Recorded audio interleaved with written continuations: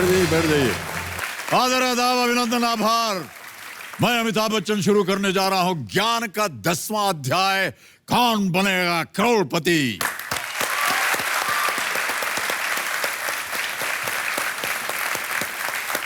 देवियों सज्जनों, देखिए आज शुक्रवार है और जैसा कि आप जानते हैं हर शुक्रवार को हमारा विशेष कार्यक्रम प्रसारित होता है जिसका शीर्षक है केबीसी कर्मवीर। दृढ़ता, हिम्मत, प्रेरणा और बहादुरी की मिसाल प्रतिबिंबित करने के लिए हम आज आपको अपने देश के एक शूरवीर से परिचय करवाएंगे। ये मेरे लिए और हम सब देशवासियों के लिए बड़े गर्व की बात होगी। लेकिन उससे पहले हम आपको हमारे देश के एक ऐसे जवान से मिलवा रहे हैं जो यहाँ हमारे सामने हॉट सीट पर बैठे हैं और जो सवालों से मुकाबला कर रहे हैं, यानी हमारे कल के roll over contestant CISF sub inspector Jagabandhu Basunia ji. तालियां बज जाएं इनके लिए। ये जलपाईगुड़ी वेस्ट बंगाल से हैं। कल तक इन्होंने 2 लाइफलाइंस की मदद से अपनी शूरवीरता दिखाकर 10 सवालों को धराशाही कर दिया था और 3,20,000 रुपए जीत लिए थे। हम चाहते हैं कि यहां से और धनराशि जीत कर जाए और हमारी शुभकामनाएं आपके साथ हैं जगबंधु। जगबंधु जी, गेम की शुरुआत करते हैं आज और खेल के जितने भी नियम हैं उससे तो आप परिचित हैं। और मैं एक बात आप सबसे कहना चाहूंगा कि जो लोग केबीसी प्ले अलॉन्ग खेलते हैं वो सभी कुछ न कुछ इनाम अवश्य जीतेंगे। लेट्स प्ले कौन बनेगा करोड़पति।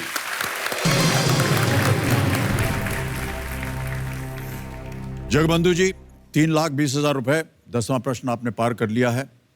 अब आप नो रिस्क पे हैं, लेकिन 5 प्रश्न दूर हैं आप कोटि की चोटी प्रश्न जिसका द्वार खुल गया है। 7 करोड़ रुपए, 16वां प्रश्न।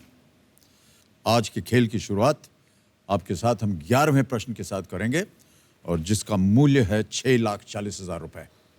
हमारी शुभकामनाएं हैं आपके साथ। Thank you sir. 2 लाइफलाइन आपकी चली गई हैं, एक्सपर्ट एडवाइस की और ऑडियंस पोल की। 2 अभी भी बची हैं, 50-50 और जोड़ीदार। 11वां प्रश्न, 6,40,000 रुपए। जगबंधु जी, आपके स्क्रीन के ऊपर ये रहा।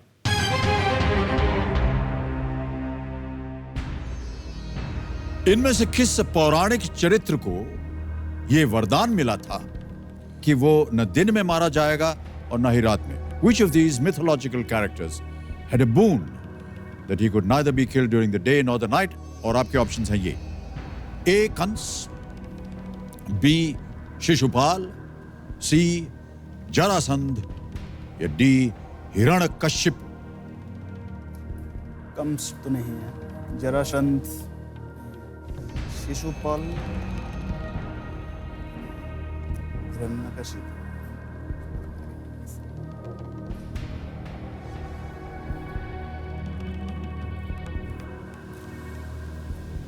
हिरण्यकशिप लग रहा है सर।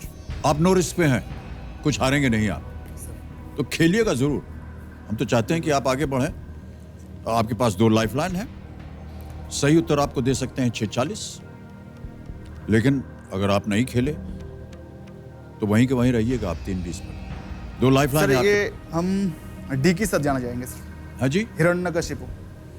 ये आपका फाइनल उत्तर है? जी सर। क्या किया जाए? लॉक किया जाए सर। कबीर महाशय, हिरण्यकश्यप, ताला लगाया जाए।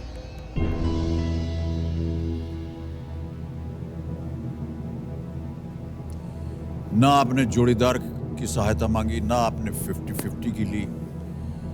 जोड़ीदार जी, हिमाद्री सेन, क्या लग रहा है आपको? ठीक है। ठीक है? Right answer. नहीं, क्या ठीक है? वातावरण ठीक है या ये ठीक है? ये ठीक है सर।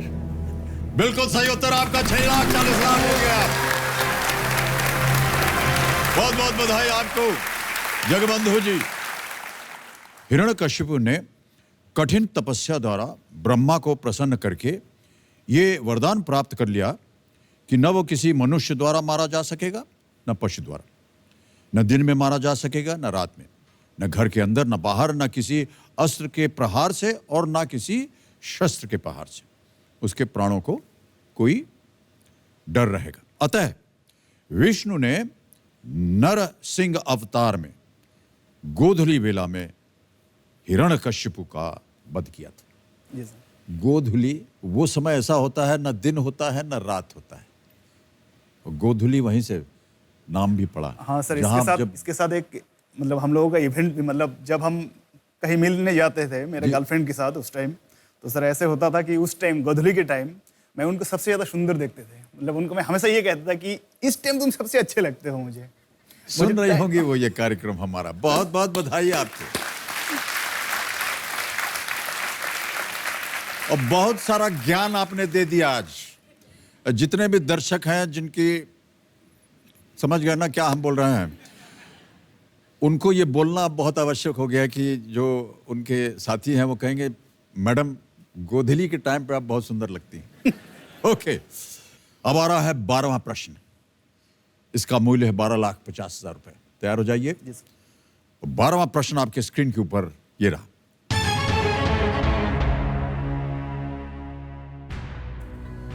इनमें से कौन अपने राज्य के लगातार 4 बार मुख्यमंत्री रहे हैं?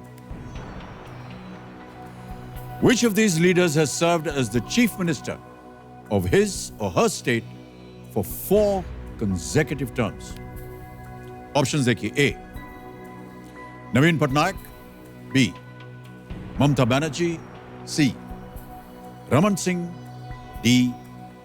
शिवराज सिंह चौहान।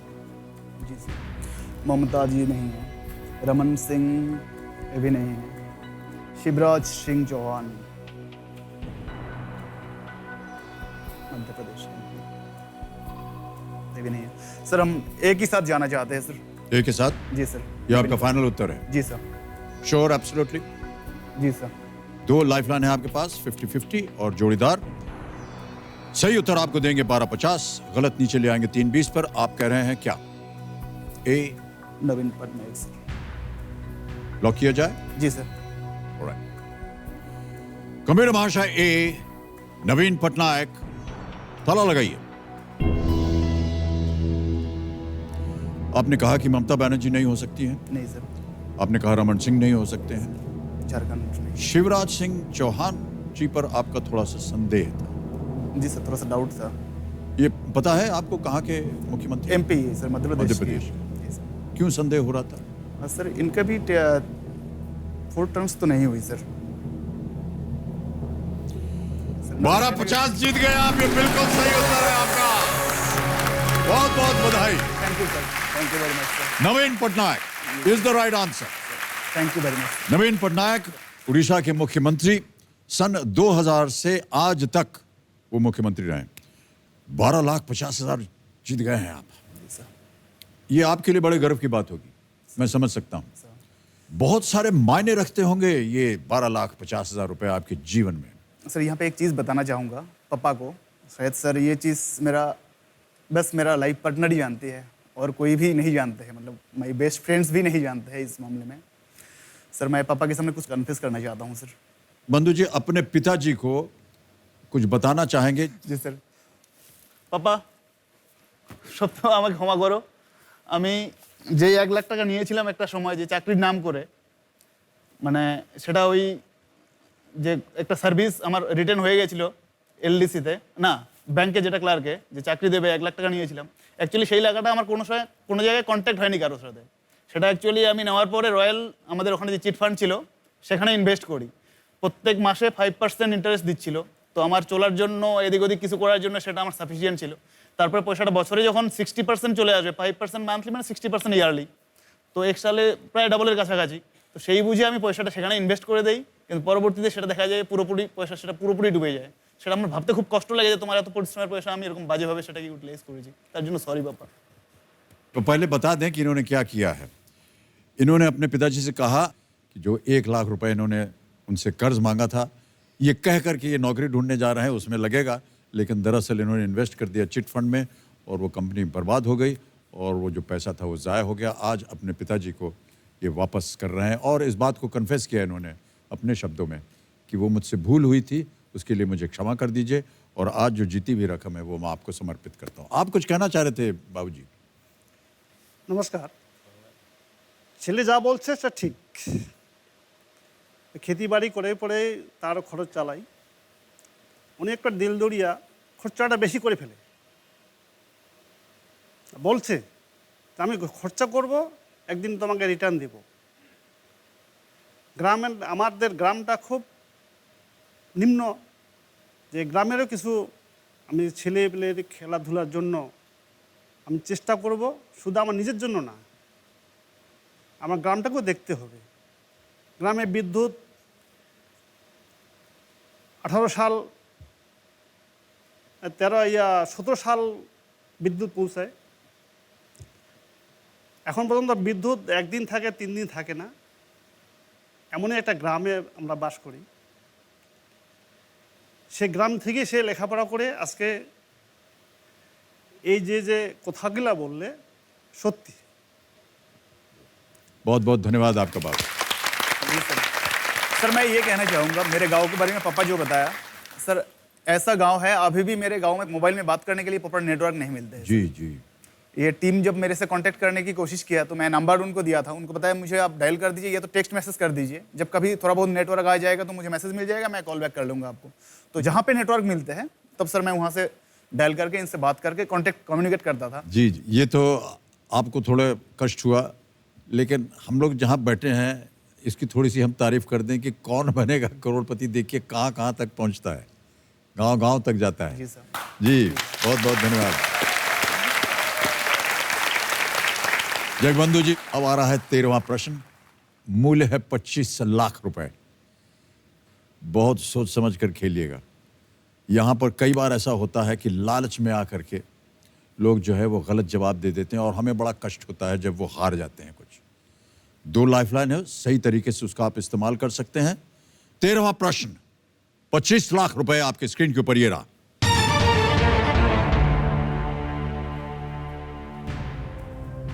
तैमूर के दिल्ली पर हमले के वक्त दिल्ली का सुल्तान कौन था? Who was the Sultan of Delhi when Timur invaded the city?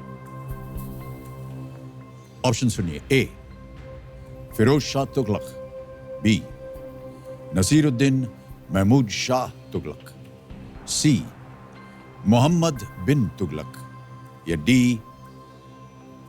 Ghiyasuddin Tughlaq. Firoz Shah Tughlaq A, Nasiruddin Mahmud Shah Tughlaq B, Muhammad bin Tughlaq C, और Ghiyasuddin Tughlaq D. History sir बहुत ही कमजोर है हमारा, सबसे कमजोर सब्जेक्ट अगर है तो सर हिस्ट्री।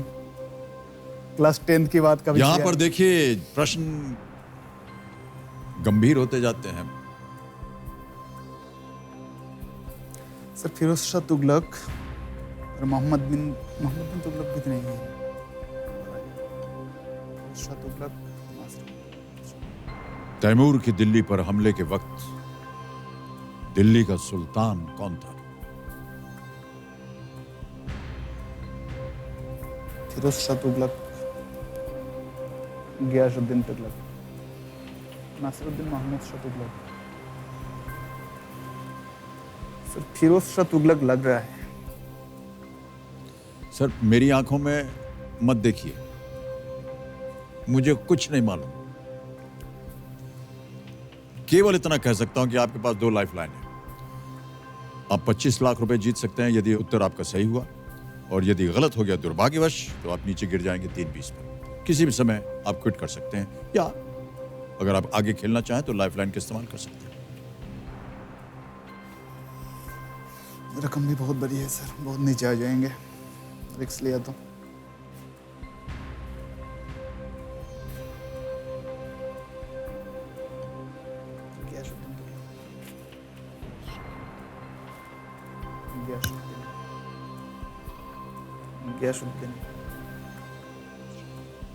लाइफलाइन लेंगे सर, लाइफलाइन लेंगे आप? ओके, कौन सी? जोड़ीदार। जोड़ीदार लाइफलाइन। ओके, कमेटी महाशय जोड़ीदार लाइफलाइन को अंकित किया जाए, और हिमाद्री सेन महाशय आइए और मदद कीजिए। तालियों के साथ आपका हम स्वागत करते हैं। तो प्रश्न तो आपने देख लिया होगा, तैमूर के दिल्ली पर हमले के वक्त दिल्ली का सुल्तान कौन था? Who was the Sultan of Delhi when Timur invaded the city? A. Firoz Shah Tughlaq, B. Nasiruddin Mahmud Shah Tughlaq, सी मोहम्मद बिन तुगलक या डी গিয়াসউদ্দিন তুগলক? জি স্যার। আমার কিন্তু বিটা মনে হচ্ছে নাসিরুদ্দিন মোহাম্মদ শাহ নাসিরুদ্দিন মোহাম্মদ শাহ তুগলক। ফিরোজ শাহ গিয়াসউদ্দিন আউট করছি। 1398 এটা কবে? ওইরকম সময়টা এটা সুলতানের এটা কবে? তৈমুর তৈমুরের আটা হচ্ছে 1398। 1398 কি ছেলে? हम भी जानना चाहेंगे आप लोग क्या सलाह मशवरा कर रहे हैं। सर वही सोच रहे हैं कि मोहम्मद बिन तुगलक का बच्चे है, मतलब लड़का है क्या Ghiyasuddin Tughlaq? Ghiyasuddin Tughlaq first king of Tughlaq dynasty. Ghiyasuddin Tughlaq. বিটাই আমার মনে হচ্ছে। বিটা 15 নেবে যাবো না? কি বলছিস? গেলে একটু কনফার্ম কি বলছিস? বি নাসিরুদ্দিন মোহাম্মদ শাহ। যাবো? 50-50 लाइफलाइन अभी भी है आपके पास, अगर आप चाहें उसका इस्तेमाल कर सकते हैं, और अगर आप श्योर हैं तो आप लॉक कर सकते हैं। 50-50 বল কি বলিস? নিয়ে নেবো? 30% তো আবার হচ্ছে না 25 লাখ ছেলে বাবা থেকে 30% 1% বিশাল বড় রিস্ক। তাহলে 50-50 सर दूसरा लाइफलाइन देंगे सर। एक और लाइफलाइन, जी सर। आखिरी लाइफलाइन है आपकी 50-50।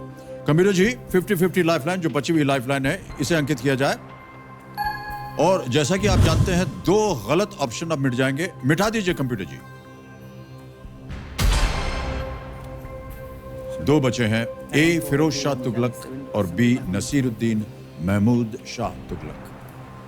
इनमें से एक सही है जो कि आपको दे सकता है 25 लाख रुपए, एक गलत है। নাহলে তো একটু মুছিয়ে যেত নাসিরুদ্দিন। ईश्वर करे आप उसे न खेलें, वरना आपको नीचे आना पड़ेगा 3-20 पर।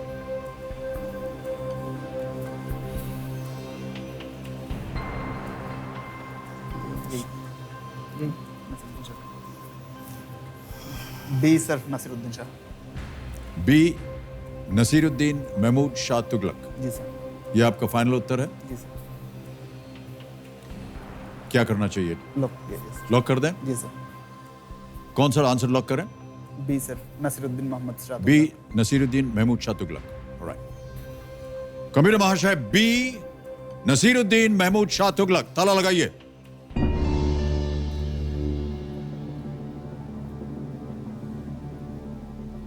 किधर जाना चाह रहे थे आप? सोच आपकी किधर थी? सर हमेशा इधर ही थी, और अगर थी तो सर क्यों वो थी? पहले से वही बोल रहा है सर नासिरुद्दीन। पहले से वही बोल रहे जी थे? सर। क्यों? सर तैमूर लॉन्ग अटैक किया था 1398 पे। अच्छा, उस समय फिरोज शाह तुगलक नहीं था। उस समय इनमें से ऑप्शन में से नासिरुद्दीन महमूद शाह थ्रोन पे था, इसीलिए कंफ्यूजन हो रहा है। जी 25 lakh. Well played, thank you भाई। बहुत बढ़िया उत्तर दिया आपने और बहुत बढ़िया सलाह दी आपने। आपने जो कहा वही सही था। 1398 में आखिरी तुगलक सुल्तान नसीरुद्दीन महमूद शाह तुगलक तैमूर के हमले के दौरान भाग खड़ा हुआ, और तैमूर के चले जाने के बाद उसने फिर से गद्दी संभाल ली। वेल प्लेड हिमाद्री, बहुत अच्छी आपने राय दी, थैंक यू। और अब मैं समझ गया कि आपके ये सबसे बेस्ट क्यों है सर उसके साथ बढ़िया फ्रेंड क्यों हैं। ये आपको नहीं बताएंगे, लेकिन मैं आपको बता रहा हूं पहले से ही। ये जो 25 लाख इन्होंने जीता ना, इसमें थोड़ी बहुत धनराशि आपको भी मिलने वाली है। गिफ्ट तो लेंगे ही सर, वो देता नहीं है। कुछ ना कुछ तो लेंगे ही सर। अरे वो हाँ, फिर नहीं आप देगा मांग तो उससे लीजिएगा छीन इनसे। लेंगे सर। अब बहुत सारी धनराशि तो जाएगी पीछे बाबूजी के पास, लेकिन आप मांग लीजिएगा, यार मैंने तुमको मदद करवाई 25 लाख की, कुछ तो दो यार हमको। Okay, thank you so much Himadri, thank you sir. Thank you very much. अब आपको बता दें, आपके पास कोई लाइफलाइन नहीं बची है, और अगला प्रश्न जो है वो आपको दे सकता है 50 लाख रुपए। लाइफलाइन नहीं है, सोच समझ कर खेलिएगा, ठीक है? ऑलराइट, अगला प्रश्न आपके स्क्रीन के ऊपर 50 लाख रुपयों के लिए ये रहा।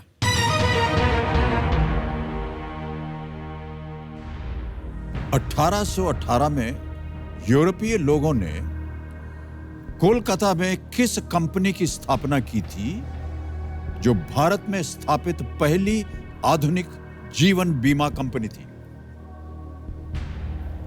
Which company, started by Europeans in Calcutta, in 1818 was the first modern life insurance company established in India? समझ गए प्रश्न को? ऑप्शन सुनिए. A, general insurance.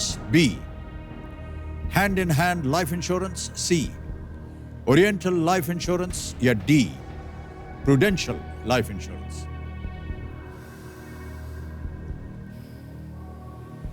General insurance तो नहीं है, hand and hand life insurance, oriental life insurance या prudential life insurance.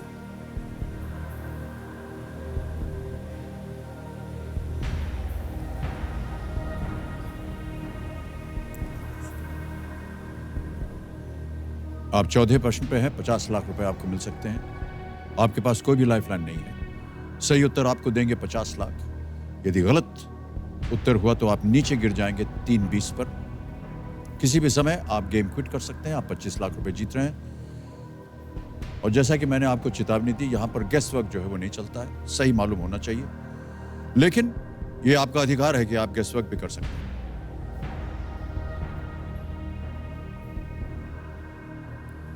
Sir oriental तो लग रहा है sir, but sir exact year मुझे पता नहीं. ओरिएंटल उसी टाइम में आया था 19th सेंचुरी में, बट सर प्रूडेंशियल कब आया था ये श्योर नहीं है सर. ओरिएंटल तो लग रहा है थोड़ा बहुत. सी, not sure but sir.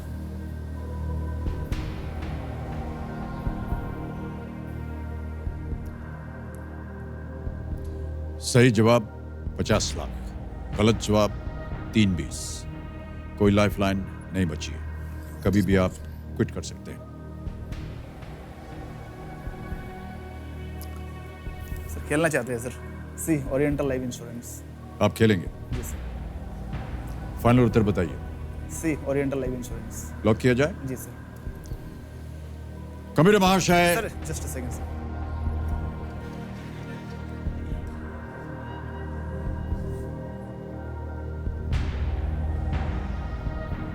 Pause button दबा दिया हमने.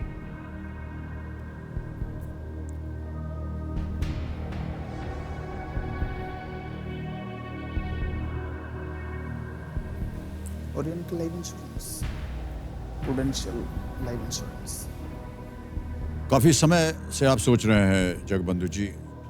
थोड़ा इस ओर भी ध्यान दीजिए कि आपको ये सोचना पड़ेगा कि 25 लाख रुपए आपके जीवन में कितना महत्व रखते हैं. जी सर. उसके बाद यदि आप आगे खेलना चाहें, हम आपको रोकेंगे नहीं.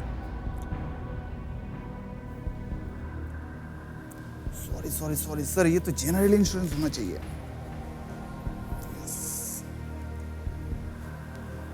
सर एक ही साथ जाना चाहेंगे सर, जनरल इंश्योरेंस. ए सर, जनरल इंश्योरेंस. अक्कड़ बक्कड़ बम्बे बो ऐसा मत कीजिए. यहां पर ये चलता भी नहीं है इस स्थल पर आकर के. जी सर, क्विट करेंगे सर. क्विट करेंगे? जी सर. ओके, ये आपका अंतिम और फाइनल निर्णय जी है. जी जी जी सर. कंप्यूटर महाशय, जगबंधु बासुनिया जी खेल को क्विट करते हैं. 25 लाख रुपए आप जीत रहे हैं और बहुत बहुत शुभकामनाएं और बधाई आपको.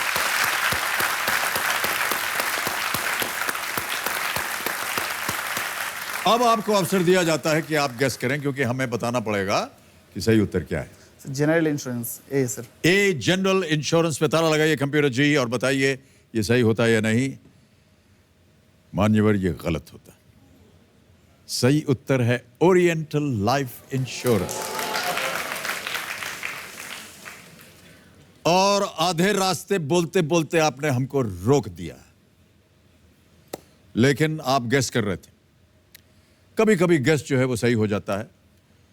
ओरिएंटल लाइफ इंश्योरेंस जीवन बीमा की शुरुआत लगभग 200 वर्ष पूर्व हुई थी, जब ओरिएंटल लाइफ इंश्योरेंस कंपनी को कलकत्ता में 1818 में यूरोपीय लोगों द्वारा भारत में ये रहे अंग्रेजों के लिए शुरू किया गया था.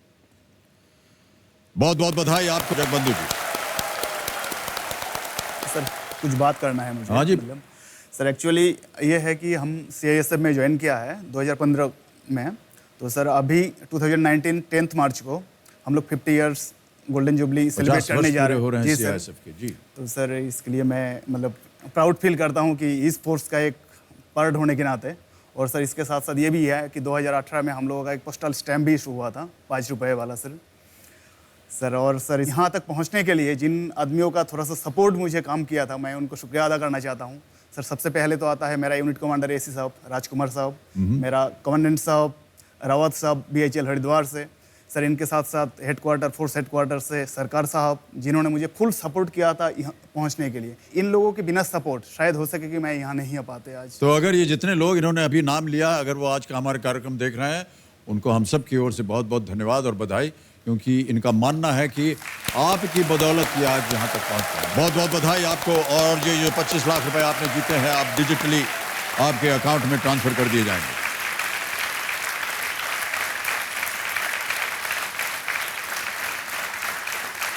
ये 25 लाख ही है ना? जी सर, हाँ? एकदम सर, एकदम कंफर्म किया। 25 लाख रुपए आपके अकाउंट में गए। तेज, सुरक्षित और आसान तरीका। बहुत बहुत बधाई आपको जगबंधु जी। और मैं चाहूंगा कि हिमाद्री जी आप आइए यहाँ पर, हमारा एक तस्वीर लीजिए इनके साथ। तालियां बजती रहें इनके लिए। ये उंगली लगाएंगे हम और ये फोन शुरू हो जाएगा। ये रहा कैमरा।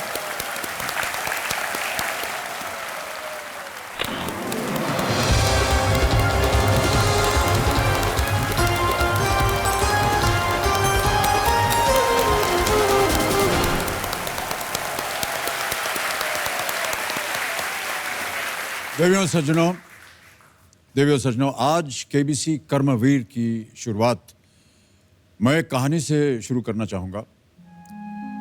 एक शानदार आलीशान भव्य सा होटल, जहां कई परिवार साथ बैठकर खाना खा रहे हैं, हंस बोल रहे हैं, कई शादियों की दावतें चल रही हैं, बच्चे दौड़ रहे हैं, एकदम खुशनुमा माहौल। इतने में एक आवाज आती है जो इन सब आवाजों को शांत कर देती है। गोलियों की आवाज। हंसी, किलकारियां चीखों में बदल जाती हैं। लोग अपनी जान बचाने के लिए इधर उधर भागने लगते हैं। ऐसे में देश की जाबाज मरीन कमांडो यानी मार्कोस की एक यूनिट और उसी यूनिट का एक 23 वर्षीय युवक अपने साथियों के साथ जिम्मा लेता है गोलियों की आवाज को शांत करने का और अपने घर में घुस आए दुश्मन की सफाई में। चाहे 10-10 खूंखार आतंकवादी एक साथ क्यों ना उसे घेर लें, चाहे गोलियों से छाती छलनी क्यों ना हो जाए, चाहे शरीर का एक एक हिस्सा धड़ से अलग क्यों ना हो जाए, उसे लड़ना है। और वो अपने साथियों के साथ लड़ा। लड़ते लड़ते उसने 2 गोलियां सीने में खाई। वो लड़ता रहा। एक गोली कान में लगी और उसकी सुनने की शक्ति बंद हो गई, पर वो लड़ता रहा। एक गोली फेफड़े में जा घुसी। वो दर्द सह रहा था, लेकिन लड़ता रहा, लड़ता रहा। देवियों सज्जनों, न तो ये कहानी काल्पनिक है, न तो जाबाज कमांडोज की यूनिट काल्पनिक है, और ना ही ये युवक। ये 26 नवंबर 2008 मुंबई के ताजमहल होटल में हुए आतंकी हमले की भयावह सच्चाई।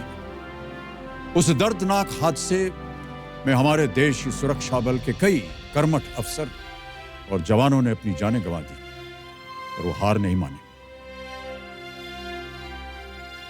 यह हमारा बहुत बड़ा सौभाग्य है कि आज केबीसी कर्मवीर में इस यथार्थ घटना की आंखों में आंखें डालकर 150 से भी ज्यादा मासूमों की जान बचाने वाले शूरवीर और कर्मवीर योद्धाओं में से एक योद्धा आज हमारे साथ हैं। देवियों सज्जनों, देश के पहले दिव्यांग आयरन मैन चैंपियन और शौर्य चक्र से सम्मानित एक्स मार्कोस प्रवीण तेवटिया, तालियों के साथ उनका स्वागत किया जाए।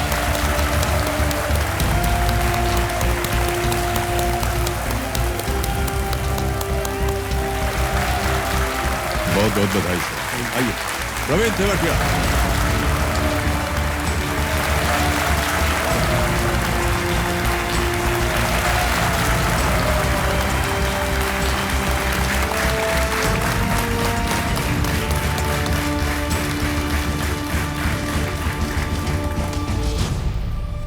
देवियों सज्जनों, प्रवीण तेवटिया के बारे में एक गौरवशाली बात मैं आपको बताना चाहूंगा कि इन्हें विश्व की कठिन रेसेस में से एक को जीतकर इन्होंने देश के पहले दिव्यांग आयरनमैन चैंपियन कहलाए जाने का गौरव भी प्राप्त किया है।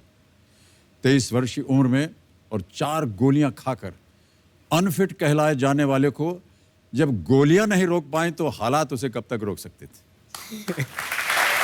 ऐसे हैं ये द अनस्टॉपेबल प्रवीण तेवट जी। बहुत बहुत बधाई।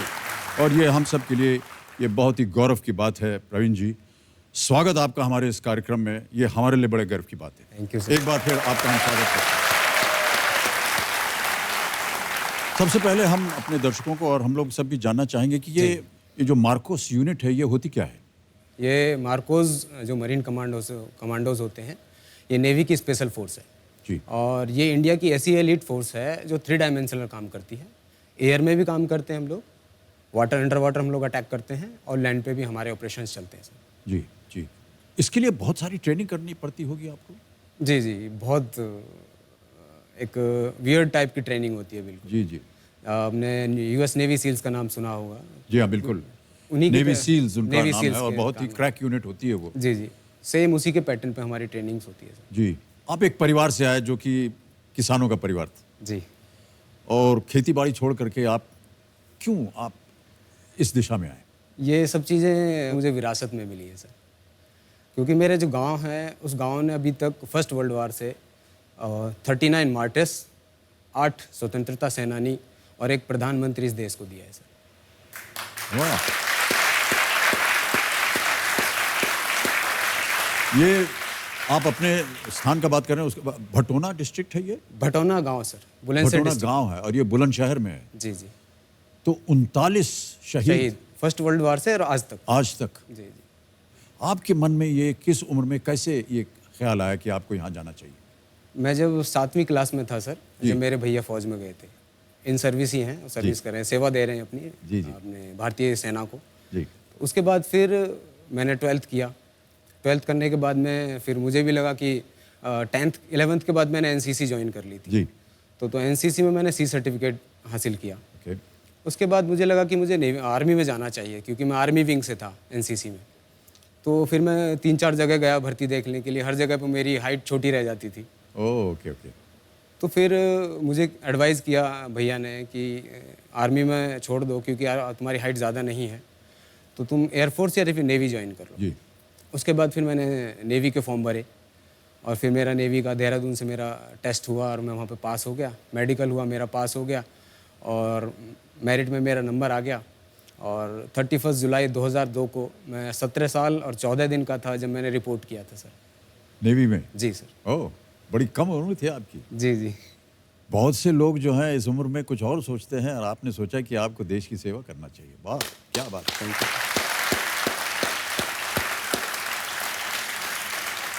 तो प्रवीण जी, आज का जो खेल है, जी सर। आप अपने साथ एक जोड़ीदार को यहाँ बुलाना चाह रहे हैं, उनके बारे में कुछ बताइए हमें। जी, वो मेरा बड्डी रहा है कई बार में और वो मेरे मार्कोस टीम का हिस्सा थे। आपके मार्कोस टीम के हिस्सा टीम का हिस्सा थे 2611 ताज अटैक में। वो साथ में थे आपके?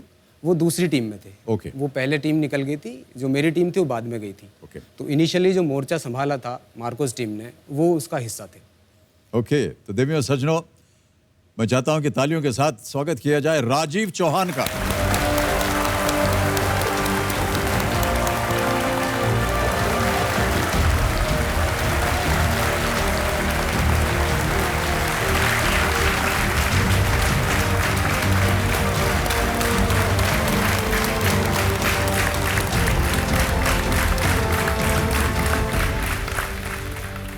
देवियों सज्जनों, मेरे सामने हॉट सीट पर प्रवीण जी के साथी के रूप में है retired MARCOS officer Rajiv Chauhan ji. Rajiv ji इन दिनों यूपीएससी की तैयारी में जुटे हुए हैं। बहुत बहुत आपका स्वागत हम करते हैं Rajiv ji. Thank you sir. और आपका संबंध कैसे हुआ, पहले आप ये बताइए। सर एक्चुअली हम दोनों एक साथ ही नेवी में, मतलब रिक्रूटमेंट एक साथ हुआ था जी। एक बैच नेवी में बैचेस में डिवाइड करते हैं, तो 2 of 2 बैच हमारा है। तो जब मैं इसको एड्रेस करता हूँ, मैं परवीन नहीं बोलता हूँ, इसको हमेशा बैच ही बोलता हूँ। मतलब इसी को नहीं, जो हमारे बैच के जितने 2000 के आसपास थे जी। सबको हम बैच ही बोलते हैं। बैचमेट बोलते हैं या batch? Only batch। Only batch. Okay. तो ये ज़्यादा क्लोज इसलिए है क्योंकि ये भी मार्कोस, मैं भी मार्कोस हूँ। हर 2000 बैच सारे तो मार्कोस नहीं है, जी जी जी। तो ये बहुत ज़्यादा क्लोज है मेरे, मेनली इसी से हमारा मतलब इंट्रोडक्शन संबंध बनता रहा। ये ट्रेनिंग इन्होंने कहा कि बड़ी सख्त होती है, आपके साथ भी यही हुआ होगा। सर कहाँ पर होती है ये ट्रेनिंग? इनिशियल स्टार्ट जो होता है वो करीब अप्रोक्सीमेट मान लीजिए कि 1000 लोगों के बीच में सिलेक्शन होता है। 1000 लोग 1000 मार्कोस के लिए जी जी। तैयारी सक्सेस करते हैं। रेशियो बहुत कम है सर, जी सक्सेस रेशियो बहुत कम है, बहुत कम मतलब है। जो अप्लाई करते हैं वॉलंटियर होना पड़ता है sir, it is a efficiency based force. मतलब नेवी में आप जाते हैं तो ज़रूरी नहीं है कि आप मार्कोस बन सकते हैं या फिर मार्कोस के लिए क्वालिफाई कर सकते हैं, उसके लिए उन्होंने कुछ क्राइटेरियाज रखे हुए हैं कि वो क्राइटेरिया फुलफिल होना चाहिए। 1000 में से कितने?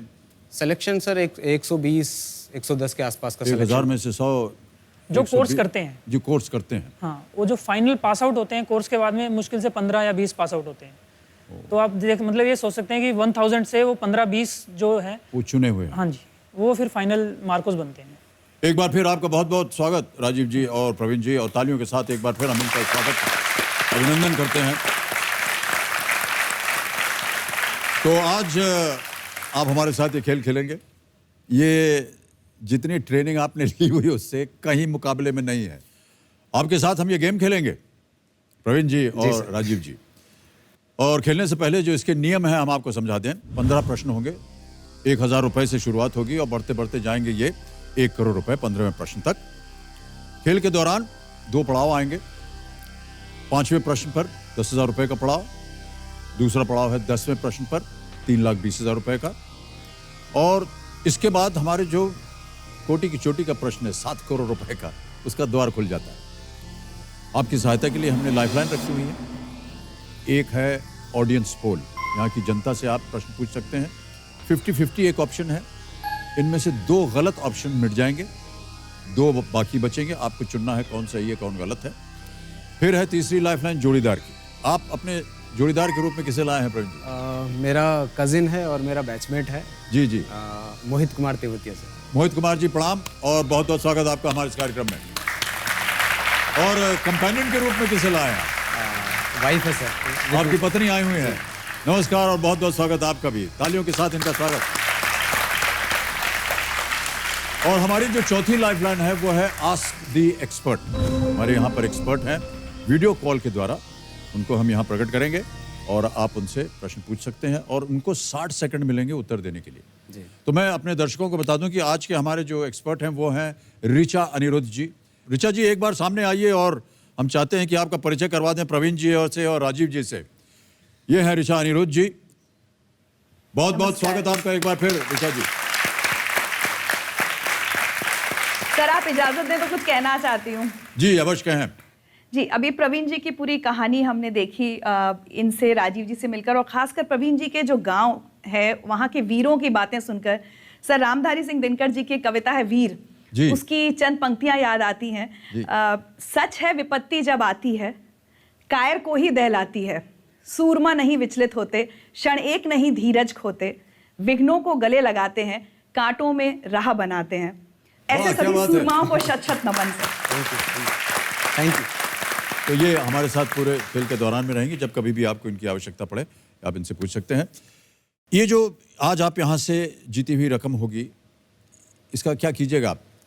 मेरा पहला उद्देश्य है कि मैं अपने लिए जो वर्ल्ड वाइड मुझे आयरन मैन और अल्ट्रा मैन और मैराथन्स करनी है उसके लिए, और एक और मेरा एक सपना है कि मैं अपने गांव में एक लाइब्रेरी बनाऊं जहां पे सभी स्टूडेंट्स वहां पे आके पढ़ें और अपने आप को आगे बढ़ाएं, देश की समृद्धि में अपना योगदान दें। सर वाह क्या बात है, बहुत अच्छी बात। आप दोनों के साथ हम तब तक खेलते रहेंगे जब तक हूटर नहीं बजता। लेट्स प्ले कौन बनेगा करोड़पति। हमारी शुभकामनाएं हैं आप दोनों के साथ।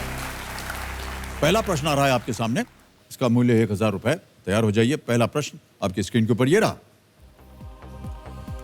रणबीर और कैटरीना की इस फिल्म के शीर्षक को पूरा कीजिए। डैश जासूस। Complete the title of this Ranbir and Katrina film dash जासूस। ऑप्शन सुनिए। ए जौहर, बी जग्गा, सी जॉनी, डी जैकी। बी जग्गा। श्योर है? लगा दे ताला। फिल्म वगैरह देखते हैं कि नहीं? जी सर। बी जगह पे ताला लगाइए खमीर जी। सही उत्तर आपका 1000 जीत गए आप। आगे बढ़ते हैं। अब आ रहा है दूसरा प्रश्न 2000 रुपए के लिए। वो आपकी स्क्रीन के ऊपर ये रहा। इनमें से क्या बॉक्सिंग के एक पंच के साथ साथ क्रिकेट में बल्लेबाजों द्वारा खेले जाने वाले एक शॉट का भी नाम है? Which of these is a type of punch in boxing and a kind of shot played by batsmen in cricket? Option सुनिए। A hook, B pull, C drive, D sweep. A Sure है? Yes ताला लगाने लायक? Yes Hook A, ताला लगाइए computer ji. Is the right answer? Well played. अब आ रहा है तीसरा प्रश्न। इसका मूल्य है 3000 रुपए। रेडी? प्रवीण जी और राजीव जी, तीसरा प्रश्न आपके स्क्रीन के ऊपर ये रहा। भारत में आकाश, नाग, त्रिशूल, अग्नि और धनुष का संबंध किससे है? In India, what connects the names Akash, Nag, Trishul, Agni and Dhanush? Option सुनिए। A tanks, B missiles, C aircraft, D submarine. Tank, missile, विमान या पनडुब्बी? B missiles. Missiles. Sure? Yes, sir. ताला लगाने लायक? यस जी सर। Okay. Missiles B. इन्होंने कहा है कि इस पे ताला लगा दिया जाए, तो लगाइए ताला और बताइए सही है या नहीं। बिल्कुल सही उत्तर आपका। 3000 जीत गया। आगे बढ़ते हैं चौथे प्रश्न पे। इसका मूल्य है 5000 रुपए और वो आपकी स्क्रीन के ऊपर ये रहा। इनमें से किस राज्य में मानेसर और थानेसर नामक शहर हैं? In which of these states will you find the towns of Manesar and Thanesar? Option सुनिए। A Haryana, B Punjab, C Uttar Pradesh, D Himachal Pradesh. Thanesar भी होगा। पंजाब उत्तर प्रदेश में तो नहीं है। उत्तर प्रदेश में तो नहीं है। नहीं, हिमाचल में भी नहीं है। हरियाणा में है। हरियाणा पंजाब में भी नहीं है। ए हरियाणा। ए सर। हरियाणा जी यस सर। सर। फाइनल उत्तर आपका? जी सर। यस ताला लगा दे। ताला Yes. लगा दीजिए। ए हरियाणा, ताला लगाइए कंप्यूटर जी। बिल्कुल सही उत्तर आपका और 5000 जीत गया। थानेसर एक धार्मिक स्थल है और मानेसर एक जानी मानी औद्योगिक शहर है। मानेसर में एनएसजी का ऑपरेशंस और ट्रेनिंग सेंटर भी स्थित है। जी सर। एनएसजी का आप लोगों से काफी संबंध है उनका। और मुझे लगता है यहाँ जनता में भी कोई हरियाणा से हैं। ताली पहले बज गई उनकी। हाँ है वो। ओके, अब आ रहा है खेल का पहला पड़ाव। यह है पांचवा प्रश्न। इसका मूल्य है 10,000 रुपए। तैयार है? यस जी सर। 10,000 रुपयों के लिए पांचवा प्रश्न स्क्रीन के ऊपर ये रहा। इस गीतकार को पहचानिए। अभी आपको एक आवाज सुनाई जाएगी और आपको बताना है कि ये किसकी आवाज है, किस गीतकार की आवाज है। गीतकार, आइडेंटिफाई द लिरिसिस्ट जो गीत लिखते हैं। आवाज सुनाई जाए कंप्यूटर जी। खासतौर से जब आप फिल्म का गीत लिख रहे हैं, अब आप लगान में अगर गीत है तो फिर आपको फोक और अवधि पता होनी चाहिए तो ही लिख सकते हैं आप। अगर आप लिख रहे हैं रॉक ऑन के गीत तो आपको अंदाजा होना चाहिए कि दुनिया में रॉक सॉन्ग आजकल कैसे लिखे जाते हैं, वो फिल्मी गीत नहीं होना चाहिए। फिर तो ये डिपेंड करता है कि आप किस फिल्म के लिए गीत लिख रहे हैं, उसमें आपकी वोकेबलरी, स्टाइल, डिक्शन सब चेंज होना चाहिए। अब आपके सामने ऑप्शंस रखता हूं मैं और आपके ऑप्शंस हैं ये। A Vishal Bhardwaj, B Amitabh Bhattacharya, C Javed Akhtar या D Piyush Mishra. C Javed Akhtar. Sure है? Yes sir. फाइनल उत्तर आपका? Yes final. C Javed Akhtar पे ताला लगाया जाए। सही जवाब और पहला पड़ाव आपने पार कर लिया है। 5 प्रश्नों का सही उत्तर देकर 10,000 जीते। जावेद अख्तर साहब मशहूर कवि और गीतकार, लेखक। उन्होंने सलीम खान के साथ जंजीर, शोले, डॉन जैसी फिल्में लिखी और उसमें न जाने किसने काम किया, लेकिन अच्छी फिल्में थी। प्रवीण जी और राजीव जी, 26/11 को जब ये हुआ तो क्या रोल था आपका? हम लोग सो रहे थे तो जो ड्यूटी वाले होते हैं, जो इंचार्ज होते हैं, वो आए हमारे पास में, बोले ऐसे ऐसे ताज के पास में किसी ने गोली चला दी है, तो आप लोग को वहाँ आना है, 5 मिनट में तैयार होके आ जाओ। रेडी होके हम लोग बोट के थ्रू गए वहाँ पे। जब हम मुंबई पहुँचे, मुंबई पहुँचने के बाद हमारी जो ब्रीफिंग हुई, उसके बाद हमें लगा थोड़ा सा कि हाँ कुछ सीरियस मैटर है यहाँ पे। बट एक्चुअल सीरियसनेस हमको तब पता चली जब हम ताज के पीछे से घूम के जा रहे थे और ग्रेनेड हमारे पास में आके फटा। तब हमें पता चला कि भाई यहाँ तो सीरियस सही है, जी मतलब जो इशू है वो एक्चुअल में है यहाँ पे जी इशू। जी हाँ, अंदर जाते ही हमको ऊपर से बच्चों के चीखने की आवाज़, लेडीज़ के चिल्लाने की आवाज़ आने लगी, तो मतलब हमारा अपना ही खून खोलने लग गया कि हाँ अब तो रुकने का समय नहीं है। जी बस फिर हमने सीधा उनका एक जो भी उनका एक सिक्योरिटी ऑफिसर था ताज का, उसको साथ में लिया कि आप हमें लेआउट गाइड करना, और हमने अपना जो भी ऑपरेशन था वो स्टार्ट किया। आप कब जुड़े इनके साथ? उनकी टीम पहले काम कर रही थी, मैं दूसरी टीम में था। तो एक्चुअली मेरी ड्यूटी थी 12 बजे से 4 बजे तक। जी 11:30 बजे का अलार्म लगाया मैंने, और 11:30 बजे उठ के फिर नीचे आया, अपनी ड्रेस पहना, साइकिल उठाई, और जहाँ पे अपनी ड्यूटी प्लेस है हमारा गार्ड रूम था, वहाँ पे पहुँचा। तो वहाँ पे जो अधिकारी थे वो मेरे साथ में कश्मीर में भी थे। ओके तो उन्होंने जैसे ही मुझे देखा और बोला कि प्रवीण, मुंबई पे आतंकवादी हमला हो गया है, और जो मुंबई के टॉप ऑफिशियल्स हैं, पुलिस ऑफिशियल्स हैं, वो शहीद हो गए हैं, और हमारी 2 टीम ऑलरेडी जा चुकी हैं, एक ताज में काम कर रही है और एक ट्राइडेंट में काम कर रही है, जी और ये हमारे पास में गोल्डन चांस है उनको मारने का। तो फिर मैं अपनी साइकिल उठाई और सीधा फिर आमरी, वहाँ से 700-800 मीटर दूर है, वहाँ पे गया, और जो पहले से लाइन पे लगे हुए थे, जिसको जाना था, सारे के सारे वहाँ रेडी हो रहे थे। तो मैं भी उस लाइन में लग गया और अपना वेपन लिया, अपनी जो बुलेट प्रूफ जैकेट थी और जो भी मिला हमने ले लिया। उसके बाद हम लोग फेरी लेके हम लोग मुंबई पहुँचे, करीब 3 बजे के आसपास हम लोग पहुँचे। जैसे ही हम लोग ताज में एंट्री किए तो गोलियों की आवाज़ सुन रहे थे, जगह जगह पे ब्लड फैला पड़ा था, और कुछ लॉबी के अंदर टहल रहे थे लोग, जो ताज के जो कर्मचारी थे। फिर एक आदमी था, वो ओल्ड विंग की तरफ जा रहा था और फ़ोन मिला रहा था, और बार बार कान पे लगा के उसके आंसू रुक नहीं रहे थे। तो वो जैसे ही क्रॉस किया, मैं वहीं पे था, तो जैसे ही क्रॉस करके आगे जाने लगा तो मैं बोला, सर आप कहाँ जा रहे हैं? तो उन्होंने बोला, मेरी वाइफ और मेरे बच्चे 6th फ्लोर पे हैं और फ़ोन में नहीं मिल रहा। उनकी पत्नी और बच्चे 6th फ्लोर पे थे। 6th फ्लोर पे हैं जी। तो मैंने कहा कि सर, जो चला गया उसको तो हम वापस नहीं ला सकते, लेकिन आपको दाव पे नहीं लगा सकते जी। मैं आपको नहीं जाने दूंगा। जो भी जहाँ से भी जिसको निकालना है, हमारी टीम काम कर रही है, आप हमें बताइए कहाँ पे जाना है, किसको रेस्क्यू करना है, हम लाएंगे। तो बाद में मुझे पता चला कि वो ताज के manager, general manager Karambir Singh Kang थे जी, जिनकी पत्नी 6th फ्लोर पर दोनों बच्चे भी उन्होंने खो दिए जी। लेकिन उनकी हिम्मत को मैं दाद देना चाहूँगा कि इतना खोने के बाद भी वो ताज की सेवा करते रहे जी, और लोगों को, जो उनके गेस्ट थे, उनको उन्होंने प्रायोरिटी दी। ये एक बहुत बड़ा त्याग है सर। जी, जी। और जब हम खून देखते हैं अपने लोगों का, तो एक अंदर से ऑटोमेटिकली चीज़ आ जाती है, यार ये क्या है, ये चीज़ नहीं होनी चाहिए। अगर उनको कोई लड़ाई लड़नी है तो आ जाओ यार, आमने सामने करते हैं कुछ, या तो तुम बेस्ट ट्रेंड हो या हम बेस्ट ट्रेंड हैं। ये बात है।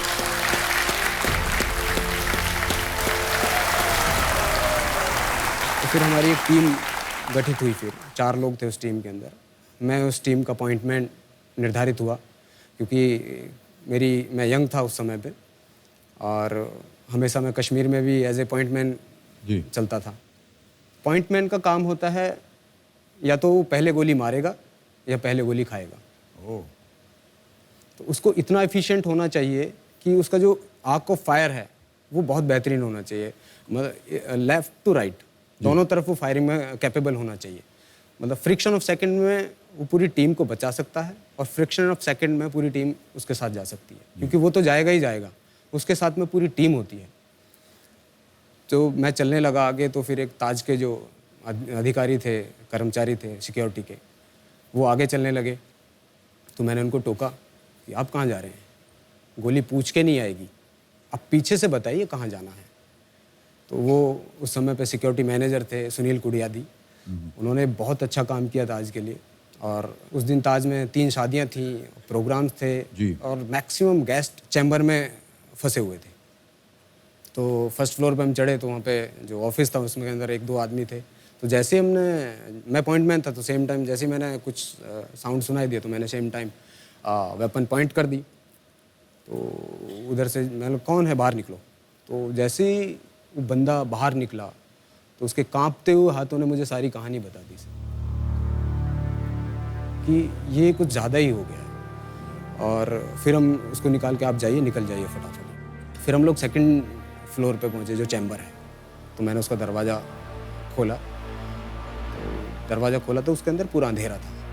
तो हमारे जो टीम लीडर थे वो बोले कि तेवतिया, रूम कितना बड़ा है हमें नहीं पता, हो सकता है हमें और ज़्यादा लोगों की ज़रूरत पड़े, तो तुम यहीं पे रुको, मैं एक 4 बंदे और लाता हूँ तो हमारा एक प्रहार हो जाएगा। फिर मतलब मार्कोस की एक टीम के अंदर 8 लोग होते हैं, 8 लोगों की एक टीम को प्रहार कहते हैं सर जी।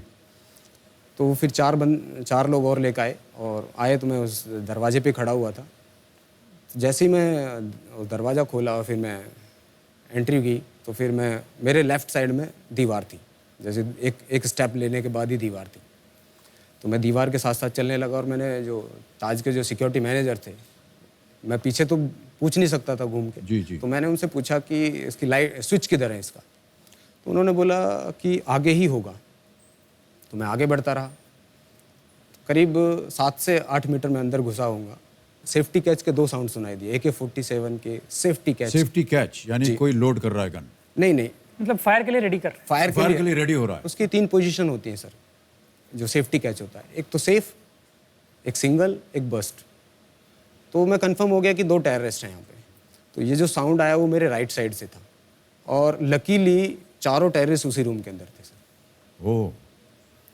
मैंने अपनी पोजीशन ले ली और रेडी टू फायर मैंने अपने आप को कर दिया, ट्रिगर पे उंगली लगा दी और पोजीशन ले ली अपनी। तो मैं अंधेरा था और अपने आप को सैचुरेट कर रहा था, क्योंकि मैं रोशनी से आया था और अंधेरे के अंदर था, तो एकदम से मुझे कुछ दिखाई नहीं दिया। जी जी। तो सैचुरेट कर रहा था अपने आप को, कुछ चीज़ें दिखाई दें। लेकिन तभी क्या हुआ कि मुझे एक फ्लैश दिखाई दिया, तो उन्होंने मेरे ऊपर फायर की। तो जैसे ही मुझे फ्लैश दिखाई दिया तो मैंने भी अपना ट्रिगर दबा दिया। तो करीब 3 से 4 राउंड मेरे फायर हुए, और मुझे पता ही नहीं चला मैं कब गिर गया। आप गिर गए? गिर गया मैं। उसके बाद जब मैं गिर गया हूँ फ्लोर के ऊपर, जो यहाँ से पूरा खून जब मेरे गर्दन के पास से निकला, तो मैं दोबारा चेतना में आ गया और भगवान को धन्यवाद कहा कि मैं बच गया। क्योंकि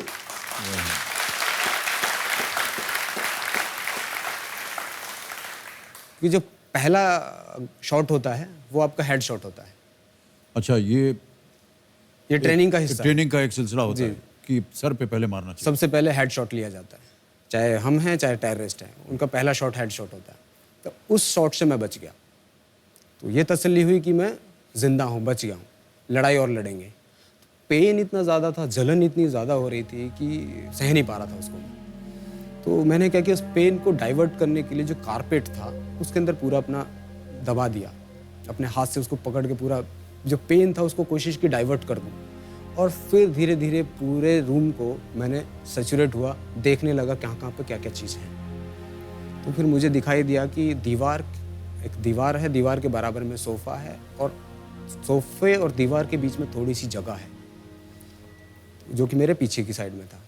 तो मैंने क्या किया, मैंने कोई साउंड नहीं किया, पेन था उसको झेला मैंने, और दीवार के और सोफे के बीच में जाके मैं बैठा, और तब मैंने अपने चोट को देखा कितना है। तो ये पूरा जो ये वाला ओरिजिनल हिस्सा है, ये वाला, ये पूरा ग्राफ्टिंग है, ये पूरा लटक रहा था इधर। तो ये तसल्ली रही कि चोट जो है वो हार्ट से ऊपर है, तो ब्लीडिंग ज़्यादा नहीं होगी लेकिन कम उतनी नहीं होगी, तो मैं ज़्यादा देर तक टिक सकता हूँ अभी। तो फिर मैंने दोबारा फायरिंग शुरू कर दी उनके ऊपर। तो जैसे ही मैंने एक गोली चलाई तो रिटर्न में तो उनका ब्रस्ट आता था पूरा।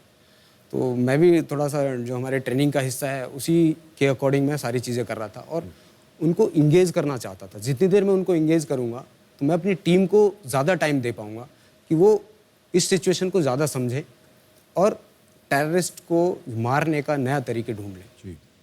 तो मेरी फायरिंग चल रही थी, मैं एक शॉट मारता था, मतलब एक पोजीशन अलग अलग चेंज करके, कभी ऊपर करके कभी साइड में करके, अपना ताकि पता ना चले कि किस जगह से किस पोजीशन से आपकी गोली आ रही है। तो मैं कवर ले रखा हूँ पूरा। तो उसके बाद मुझे याद आया कि मेरे पास में 2 हैंड ग्रेनेड हैं। 2 हैंड ग्रेनेड थे, उसमें से एक स्टन ग्रेनेड था, उसको मैंने पहले निकाला, पिन खींचने की कोशिश की तो याद आया कि ये तो स्टन ग्रेनेड है, इसको वापस रखो, इनको धमकाना थोड़े है, इनको तो मारना है। जी। तो मैंने फिर अपना लाइव ग्रेनेड निकाला और पिन खींचा और मैं लेफ्टी हूँ जी अच्छा। तो मैंने उसको उनकी तरफ में फेंक दिया। तो 2 साउंड मुझे सुनाई दिए। तो इसका मतलब ये था कि जहाँ पे मैं फेंकना चाह रहा था ग्रेनेड, वो बिल्कुल सही पोजीशन पे जाके गिर गया है। तो मैं काउंट करने लगा, 1 2 3 4 5 6 7 8 9 10। वो ग्रेनेड फटा नहीं। नॉर्मली ग्रेनेड कितने काउंट पे फटता है? 7 से 10 के बीच में फट जाता है सर। और ये वाला फटा नहीं? ये फटा नहीं सर। उसके बाद क्या हुआ कि मैं थोड़ा सा गुस्सा आया, यार ये तो ग्रेनेड था और यही ब्रह्मास्त्र होता है स्पेशल इस तरह के लोगों को मारने का। जी जी। अगर उनके ऊपर ग्रेनेड से भी हमला होता तो काफ़ी लोगों को इंजरी होती। ओ मैं उनके बीच में एल शेप में था, मेरे सामने टीम है बाहर और मैं उनके बीच में मैंने उनको इंगेज किया हुआ है। और जो बराबर वाला रूम है उसके अंदर 150 लोग थे जिनको कि बाद में टीम ने रेस्क्यू किया। और उसी फ्लोर पे आगे ताज के जो मैनेजिंग डायरेक्टर थे एंड CEO थे रेमंड बिक्सन, उनका ऑफिस था और वो ऑफिस के अंदर ही थे। तो एक तरह से 150 लोगों की सुरक्षा की आपने? इसके बीच में सुरक्षा के अलावा सर क्या है कि 150 लोग अगर उनको एक साथ मिल जाते तो उनको वो हॉस्टेज बना सकते थे। हाँ बिल्कुल सही कहा आपने। हॉस्टेज बनाने के बाद में देश को उनके सामने झुकना पड़ सकता था, क्योंकि 150 लोग हमारी ही कंट्री के नहीं थे, उसके अंदर फॉरेनर भी काफ़ी थे। ओ फॉरेनर जो हैं उनको बचाना बहुत ज़रूरी होता है। जी। तो हो सकता था वो सिचुएशन बहुत अलग हो जाती। उसके बाद क्या हुआ कि जो हमारी टीम थी बाहर, जो एलवे में टीम थी, उन्होंने सोचा कि प्रवीण शहीद हो गया है, इज़ नो मोर, तो टेररिस्ट इसी रूम के अंदर हैं। तो उन्होंने जो ताज का जो सिक्योरिटी मैनेजर था उनसे पूछा कि इस रूम का एंट्री और एग्ज़िट कहाँ पे है, ये एंट्री है तो एग्ज़िट किधर है इसका।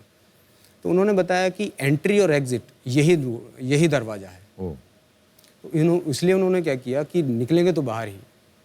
तो उन्होंने अंदर टीयर गैस का जो शेल था वो सामने ऐसे फेंक दिया, क्योंकि मेरे पास में कोई कम्युनिकेशन सेट नहीं था जो मैं उनको बता पाऊँ कि मैं ज़िंदा हूँ और मैंने यहाँ पे इनको इंगेज किया हुआ है। और मेरे पास हेलमेट भी नहीं था। तो पहली गोली जो इसी वजह से लगी क्योंकि हेलमेट नहीं था। जी। तो जो ग्रेनेड था वो मेरे नेक्स्ट टू मी था। और उस जैसे ही टीयर गैस शुरू हुई, जी आंसू गैस जिसे कहते हैं। जी जी, तो ऑक्सीजन कट ऑफ होने शुरू हो गई और मुझे आंसू आने शुरू हो गए और सफोकेशन शुरू हो गया। उसके बाद तो सांस लेना बहुत भारी हो गया। तो मुझे खांसी आई। जैसे ही मैं खांसा तो उन्होंने मेरे ऊपर फायर किया। जी। तो मुझे लगा कि यहाँ अब सब कुछ खेल खत्म है, क्योंकि टीयर गैस से आपकी ऑक्सीजन धीरे धीरे कट ऑफ हो जाएगी और आप बैठे बैठे मर जाओगे आप, क्योंकि बाहर आप निकल नहीं सकते। क्योंकि आपके साथ मैं जो सोच रहा था 2 ही हैं जी। क्योंकि AK-47 का जो फायरिंग है वो इतनी आसान नहीं है, मतलब पानी तक को रोकने की क्षमता रखता है और 1 मिनट में आप 90 बुलेट्स तक उससे आप निकाल सकते हो। 1 मिनट में 90 बुलेट चलते हैं? 3 मैगजीन्स आप खाली कर सकते हो।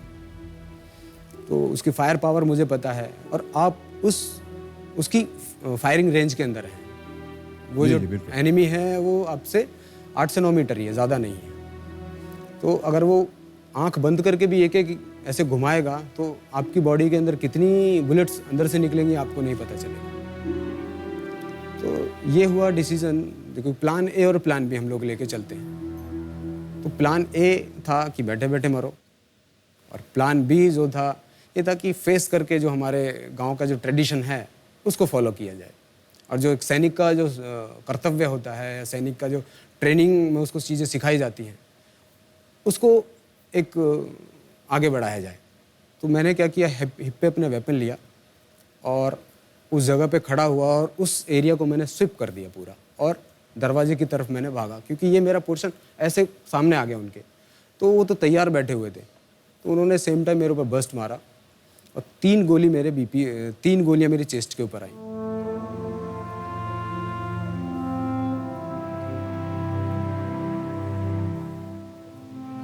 और जैसे मैं खड़ा हुआ था, फायरिंग कर रहा था, तो बुलेट जो थी वो चेस्ट के आर पार निकल गई थी। जब मैं मोशन में था दरवाजे की तरफ तो मुझे पता चल गया कि जो गोली है वो चेस्ट के आर पार निकल चुकी है। इतना पेन हो रहा था कि ऐसा लग रहा था कि जैसे छाती में किसी ने बहुत बुरी तरह से कुछ ठोक दिया हो। सांस लेने में बहुत तकलीफ होनी शुरू हो गई। तो मैं दरवाजे तक जो मेरा मोमेंटम था वो दरवाजे तक मुझे लेके चला गया। और जैसे ही मैं दरवाजे पे पहुंचा तो मेरी टीम वहीं पे थी और उन्होंने सेम टाइम मुझे बाहर की तरफ खींच लिया। मैं एलवे में निकल रहा हूँ और एक जगह आने के बाद मैं एक स्प्रिंग की तरह मुड़ा हूँ तो एक बुलेट फायर हुआ, उसका निशान आज भी उस लॉबी एलवे में मौजूद है। उसके बाद उन्होंने मुझे, जो टीम ने मुझे वहाँ से निकाला और वो लॉबी के थ्रू दरवाजे पे जैसे ही लेकर आए ताज का जो मैन डोर है, वहाँ पे जब कैमरे की फ्लैश मेरे ऊपर, मेरी आंखों पे पड़ी तो मुझे वही चेतना आ गई, जो दोबारा चेतना थी वही उसी पोजीशन में चला गया मैं, क्योंकि मेरे हाथ में वेपन था। तो मैंने अपने हाथ को उठाने की कोशिश की लेकिन हाथ नहीं उठा पाया। आंखें खोलने की कोशिश की तो मैं अपनी आंख नहीं खोल पाया। सांस ले रहा हूँ तो मैं सिर्फ सांस ले ही रहा हूँ, वापस नहीं आ रहा, तो अनकंफर्टेबल फील हो गया। मुझे इन्होंने एम्बुलेंस में डाल दिया और जो मेरे बडी उस समय थे उसमें एम्बुलेंस में, वो मुझे सांत्वना देते रहे कि तेवतिया कीप ब्रीदिंग। उनको लगा कि गोली हेडशॉट है सिर्फ, क्योंकि वो पूरा तो पैक था मैं। जो गोलियां थी वो एक रिकॉचिट होकर हार्ट के पास लगी, जैकेट बीपी की प्लेट के ऊपर, और एक गोली, 2 मैगजीन मेरे इस साइड में थी, एक AK-47 की 2 मैगजीन इधर थी, तो एक गोली मैगजीन के अंदर, जो फील्ड मैगजीन थी उसके अंदर घुस गई और दोनों मैगजीन को उसने पूरा फाड़ दिया। और जो प्लेट थी, प्लेट के अंदर इतना बड़ा होल उसने बुलेट ने बना दिया और थोड़ा सा ही बचा था उसका एंट्री होना बॉडी के अंदर, वो रुक गई वहीं पे। जो तीसरी जो बुलेट थी वो उसके कॉर्नर पे हिट हुई इस जगह पे, तो वो कॉर्नर पे हिट होने की वजह से चेस्ट के अंदर घुसी इस जगह पे और बॉडी के आर पार निकल गई थ्रू एंड थ्रू से। जब अश्वनी हॉस्पिटल में हम लोग पहुंचे मुझे लेके, तो उन्होंने उतारा। उसके बाद जो मेडिकल वाले लोग थे तो उसमें से एक था, उन्होंने पूछा कि नाम क्या है, तो यहाँ तो सांस ही नहीं आ रही है, तो मैं नाम की पड़ी है। फिर भी वो पूछ रहे थे, वो जानना चाहते थे कि कॉन्शियस है नहीं। I was mustered my all courage to speak my name. तब मैंने उनको बोला कि तेवतिया, ओके कॉन्शियस है। तो उन्होंने फिर जब ड्रेस को फाड़ा मेरी, बी प्लेट जो जैकेट पहनी हुई थी उसको उतार के जब ड्रेस को फाड़ा, तब उनको पता चला पूरा फाउंटेन की तरह यहाँ से चला और पूरे डिस्पेंसरी में पूरे ब्लड ही ब्लड हो गया। और जो कमर के पीछे पूरा मांस का एक लोथड़ा पीछे कमर के था, क्योंकि वो बुलेट जो थी वो पूरे आपका सारा सिस्टम लेके बाहर निकल गई थी।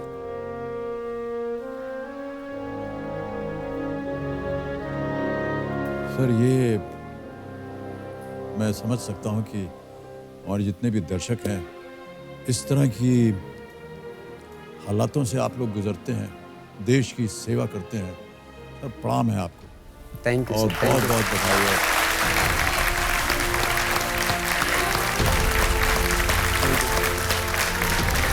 शब्द नहीं है सर हमारे पास कि किस तरह आपको धन्यवाद दें। ये अद्भुत कार्य होता है और इतनी बहादुरी दिखाना है ऐसी परिस्थितियों में, ये आप जैसे शूरवीर हैं तो ये कर सकते हैं। हमारे लिए, हमारे जो गांव की प्रथा है या फिर हमारे जो लोगों की प्रथा, वो यही है कि सर जननी से पहले हमारी जन्मभूमि है और उसी चीज़ को लेके हम आगे चलते हैं। प्रवीण जी और राजीव जी, हम सब बहुत भावुक हो गए इस समय आपकी बातों को सुनकर के, जो आप लोगों ने कष्ट उठाए, योगदान किया है देश के प्रति, देश के नागरिकों के प्रति। शब्द नहीं है आपके किस तरह से हम धन्यवाद दें, लेकिन हम अपने आप को बहुत धन्य मानते हैं कि हम ऐसे देश के वासी हैं जहाँ पर आप जैसे नौजवान हमारे देश की रक्षा में लगे हुए। बहुत बहुत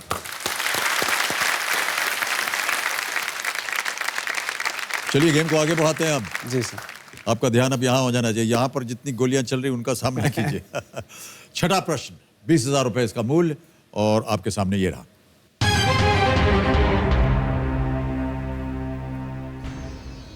जिस तालाब के बीच ये पवित्र इमारत खड़ी है उसका नाम क्या है? अभी आपको एक चित्र दिखाया जाएगा, पिक्चर दिखाया जाएगा।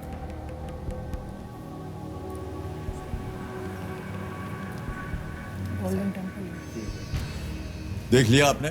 जी ऑलराइट, अब आपके सामने ऑप्शंस रखता हूं। ए बाणगंगा, बी कुसुम सरोवर, सी अमृत सरोवर या डी पुष्करनी। सी अमृत सरोवर सर। श्योर?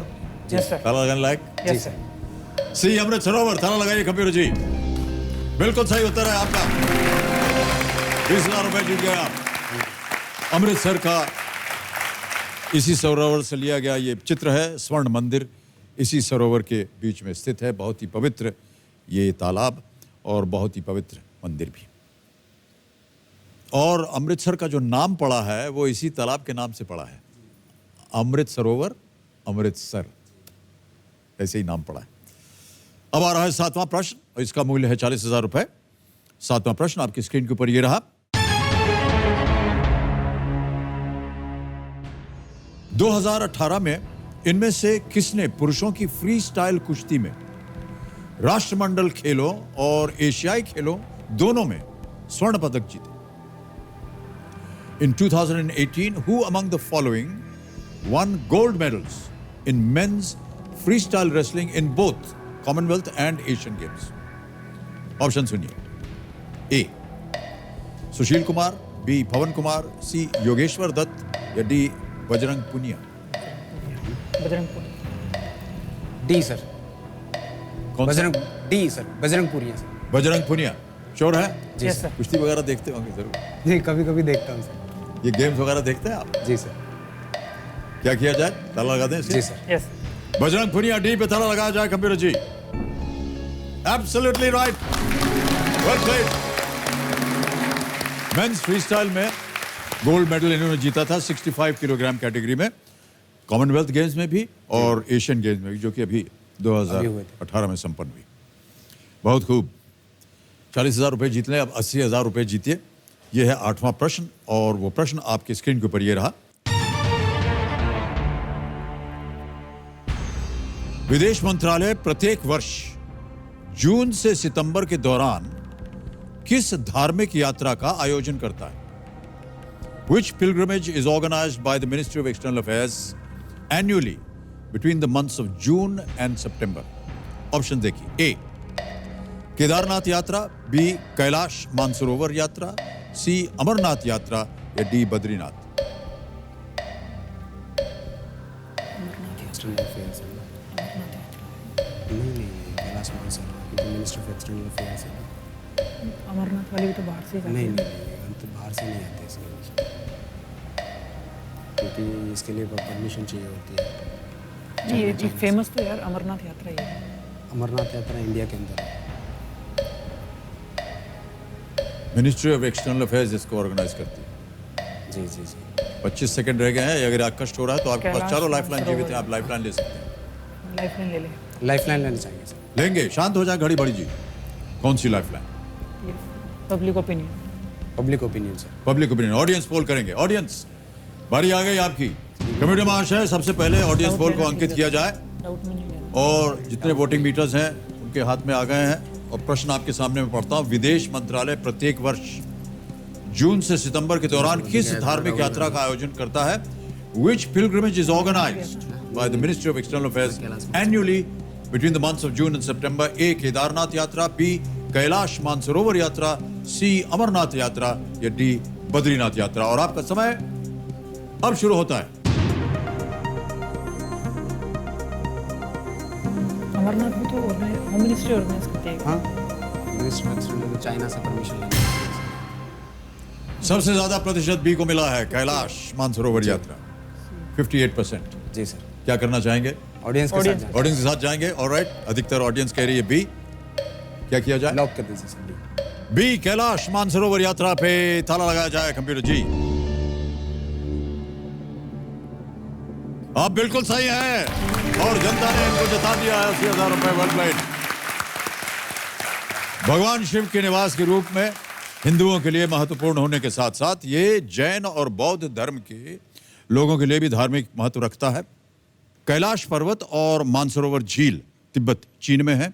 इसकी यात्रा 2 अलग अलग मार्गों, लिपुलेख पास जो कि उत्तराखंड में है और नाथुला पास जो कि सिक्किम से की जाती है। चलिए आगे बढ़ते हैं। अब आएगा नवा प्रश्न। ये है 1,60,000 रुपए के लिए। तैयार हो जाइए। अगला प्रश्न स्क्रीन के ऊपर ये रहा।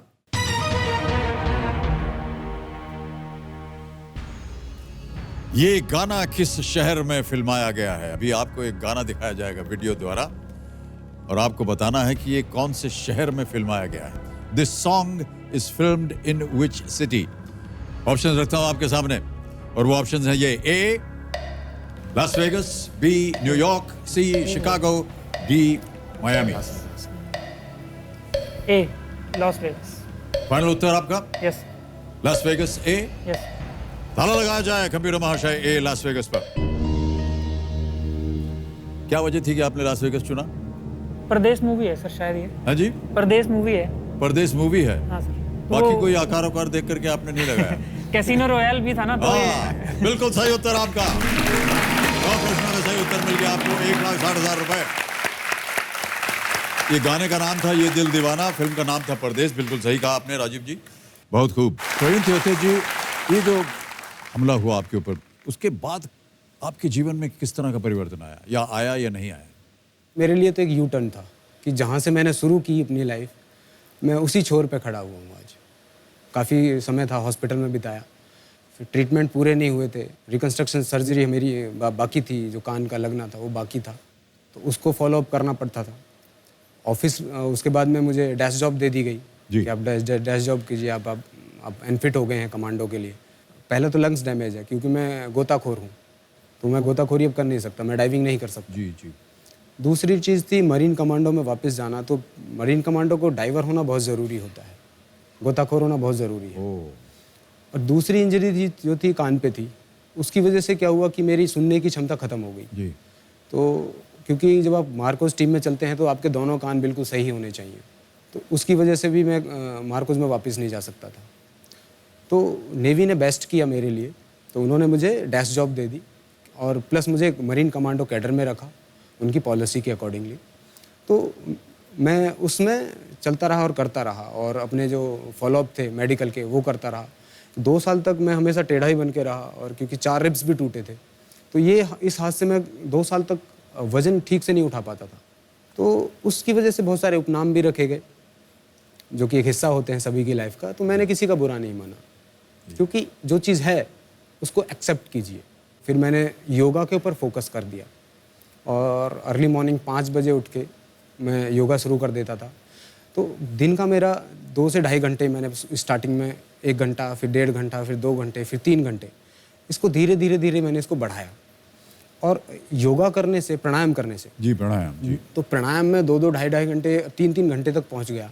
उससे मुझे काफ़ी रिलैक्स मिलने लगा और लंग्स का जो साइज़ था वो धीरे धीरे बढ़ गया। तो मैं अपने आप को धीरे धीरे कंफर्टेबल फील करने लगा और एक लंबा समय इसमें गया। और फिर डॉक्टर्स ने जो उन्होंने बोला था कि प्रवीण, आप मेडिकल साइंस के लिए एक मिराकल हो, और आप मिराकल इसलिए कि आप देश के लिए एक मिराकल है। बहुत बहुत बधाई आपको। एक थोड़ा सा मैं व्यक्तिगत प्रश्न पूछना चाहूँगा आपकी पत्नी से। आपको इन्होंने बताया था कि ये घायल हो गए हैं या कुछ आपको पता चला सूचना के तौर पर? नहीं सर, इन्होंने तो नहीं बताया। मैंने, एक भैया थे मेरे, उन्होंने बताया, पर उन्होंने ये नहीं बताया कि कहाँ पे और कैसे चोट लगी है। इनसे तो मेरी बात ही नहीं हो पाती थी। ये आईसीयू में थे तो फ़ोन ही नहीं कर पाते थे इनके साथ। मन में परिवार के साथ कैसी परिस्थितियाँ थी उस जमाने में? सर मन तो घबरा रहा था, लेकिन ये था कि पता नहीं कहाँ पे गोली लगी है, कैसे लगी है, थोड़ा डर था। लेकिन ये तब घर पे आए तब मुझे पता चला कि इनके कान पे गोली लगी है, छाती पे गोली लगी है, तब मैंने देखा। मुझे इससे पहले कुछ नहीं पता था सर। आपको भी एक तरह से शूरवीर का एक पुरस्कार मिलना चाहिए, मैं तो ऐसा मानता हूँ, क्योंकि पत्नी जो होती है उसे सब झेलना पड़ता है और सांत्वना देना आपका काम हो गया होगा उस ज़माने में। आप मानते हैं इसे? जी जी, मैं अगर बोलूँ कि वाइफ का मेरे जो सपोर्ट है बहुत ज़्यादा रहा है। जी जी, उसने बहुत संभाला है मुझे। ऐसी अवस्था में जो पत्नी जो होती है उसका योगदान बहुत प्रबल होता है जी, बहुत संभालती हैं। आपको भी हम प्रणाम करते हैं और आपको धन्यवाद। चलिए अब आगे बढ़ते हैं। आ रहा है 10वां प्रश्न। इसका मूल्य है 3,20,000 रुपये। खेल का दूसरा पड़ाव, और इसे अवश्य पार कर जाइए क्योंकि यहाँ पर इसके बाद एक तो घड़ी जी बंद हो जाएंगी और इसके बाद आपके पास समय ही समय होगा और कम से कम आज 3:20 आप अवश्य ले जाएंगे यहाँ से। आगे बढ़ते हैं। 10वां प्रश्न, 3,20,000 रुपए स्क्रीन के ऊपर ये रहा।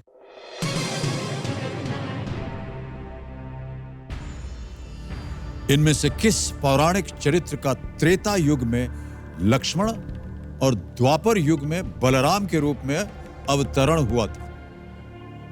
Which of these mythological figures was reincarnated as Lakshman in Treta Yuga and as Balaram in Dwapar Yuga? Okay, ऑप्शन देखिए। A Airavat, A B Nandi, C Kamdhenu या D Adishesh? C it's a D, Adishesha.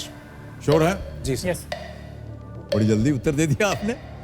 सही है? जी यस ताला लगाने लायक? यस डी आदिशेष पे ताला लगाया जाए कंप्यूटर जी। ये तो बड़ा मुश्किल प्रश्न है, कैसे आपने इतनी जल्दी उत्तर दे दिया? बलराम के साथ में मेरे को याद है, हम छोटे थे तो शेषनाग को देखते थे। वो बलराम की वो आती थी ना, रामायण आती थी, तो उसमें देखते थे शेषनाग को, इसलिए मेरे को आदिशेष याद आ रहा था। बिल्कुल सही उत्तर है आपका। 3,20,000 रुपए जीत गया और एक चेक आ रहा है आपके नाम। तालियां बजती रहे इनके नाम पर।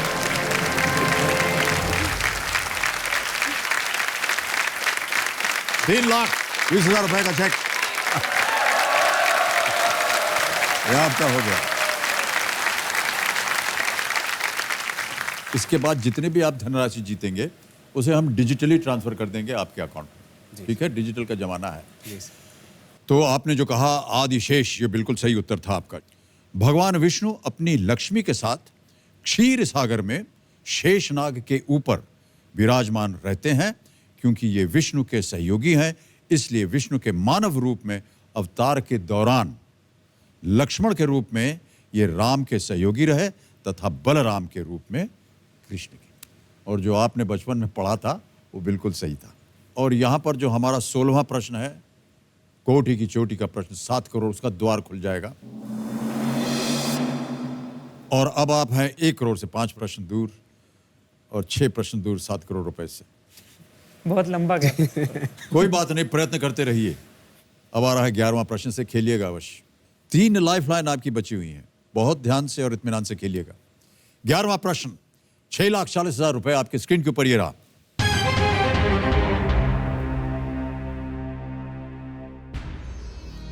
(1985 से 1989 तक भारत में न्यूजीलैंड के उच्चायुक्त कौन से खेल दिग्गज थे? Which sporting hero served as the New Zealand High Commissioner to India from 1985 to 1989? Option सुनिए। A Richard Hadlee, B Martin Crowe, C Edmund Hillary, D Ian Smith. High commissioner to India. 3 lifeline है आपके पास, बची हुई हैं सुरक्षित, उनका इस्तेमाल कर सकते हैं। Richard Hadlee. सही उत्तर देंगे 6,40,000। रिचर्ड हेडली और एडमंड हिलरी। खेलिएगा अवश्य, क्योंकि आज आप यहाँ पहुंचकर कुछ हारेंगे। 3,20 अवश्य ले जाएंगे, लेकिन हम चाहते हैं कि आप और आगे बढ़ें। अगर कष्ट हो रहा हो, आपके पास 3 लाइफलाइन है, उसका इस्तेमाल किया जा सकता है। Sir expert opinion. Expert advice, alright. Commissioner महाशय, प्रवीण जी और राजीव जी, चौथी लाइफलाइन एक्सपर्ट एडवाइस इस्तेमाल करना चाहिए, इसे अंकित किया जाए। और ऋचा जी, आपकी बारी आ गई है, हमारे सामने आइए और मदद कीजिए हमारे 2 शूरवीरों को। ऋचा जी, प्रश्न आपने सुन लिया होगा या पढ़ भी लिया होगा। 1985 से 1989 तक भारत में न्यूजीलैंड के उच्चायुक्त कौन से खेल दिग्गज थे? ऑप्शन पढ़ूंगा और जैसे ही ऑप्शन पढ़ना शेष होगा 60 सेकंड शुरू हो जाएंगे आपको उत्तर देने के लिए। जी। A Richard Hadlee, B Martin Crowe, C Edmund Hillary या D इयन स्मिथ? प्रवीण जी, मेरे हिसाब से इसका आंसर एडमंड हिलरी होना चाहिए। माउंटेनियर के बारे में हम सब जानते हैं, वो शायद न्यूजीलैंड के हाई कमिश्नर टू इंडिया रहे हैं। कुछ और बात पूछना चाहेंगे इनसे? C Edmund Hillary. Thank you ma'am. धन्यवाद दे रहे हैं प्रवीण जी आपको। ऋचा जी, पहले एक बार सर पता चल जाए। मैंने पहले से ही बोल रहे हैं, उनकी आवाज थोड़ी सी धीमी थी, हमें लगा शायद आपको सुनाई न दिया हो। तो क्या किया जाए? C sir, C Edmund Hillary. C Edmund Hillary पे ताला लगाइए कंप्यूटर जी, देखें रिचा जी सही है या नहीं। बिल्कुल सही है आप रिचा जी, बहुत बहुत बधाई, आपको बचा लिया आपने और 6,40,000 रुपए आप जीत गए हैं। इनको धन्यवाद दे दीजिए आप। थैंक यू अच्छी मैम। तरह। एडमंड हिलरी एक उच्च कोटि के पर्वतारोही थे। हिलरी और टेंजिंग नॉर्गे ने माउंट एवरेस्ट के शिखर पर सबसे पहली बार सफलतापूर्वक चढ़ाई की थी। ये 1985-89 तक भारत, बांग्लादेश और नेपाल में न्यूजीलैंड के उच्चायुक्त थे, हाई कमिश्नर, इन 3 देशों के। ऑलराइट प्रवीण जी, आपने आयरन मैन चैंपियनशिप जीती, जी सर। उसके बारे में हमें कुछ बताइए। सबसे पहले हम अपने दर्शकों को आप बता दें कि आयरन मैन कॉम्पिटिशन होता क्या है। पहली बार मुझे ये शब्द सुनने को मिला, आयरन मैन।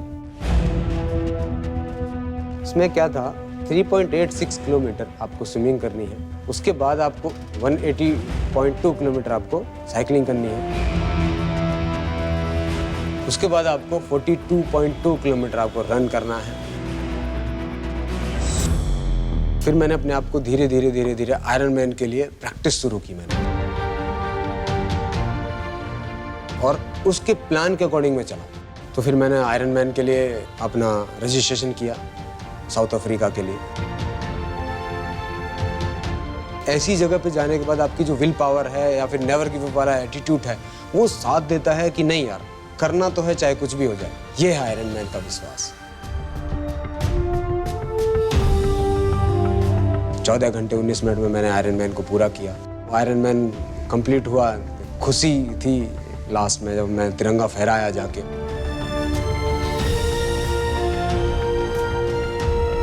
आयरन मैन, मैं यही कहूँगा कि एक मन का एक विश्वास है, और मैं लहमे जलंग के साथ आयरन मैन कर सकता हूँ। मुझे लगता है कि दुनिया का कोई भी इंसान आयरन मैन कर सकता है। इतने घाव है आपके शरीर के ऊपर, कैसे आपने इसको संपन्न किया, ये बताइए पहले आप।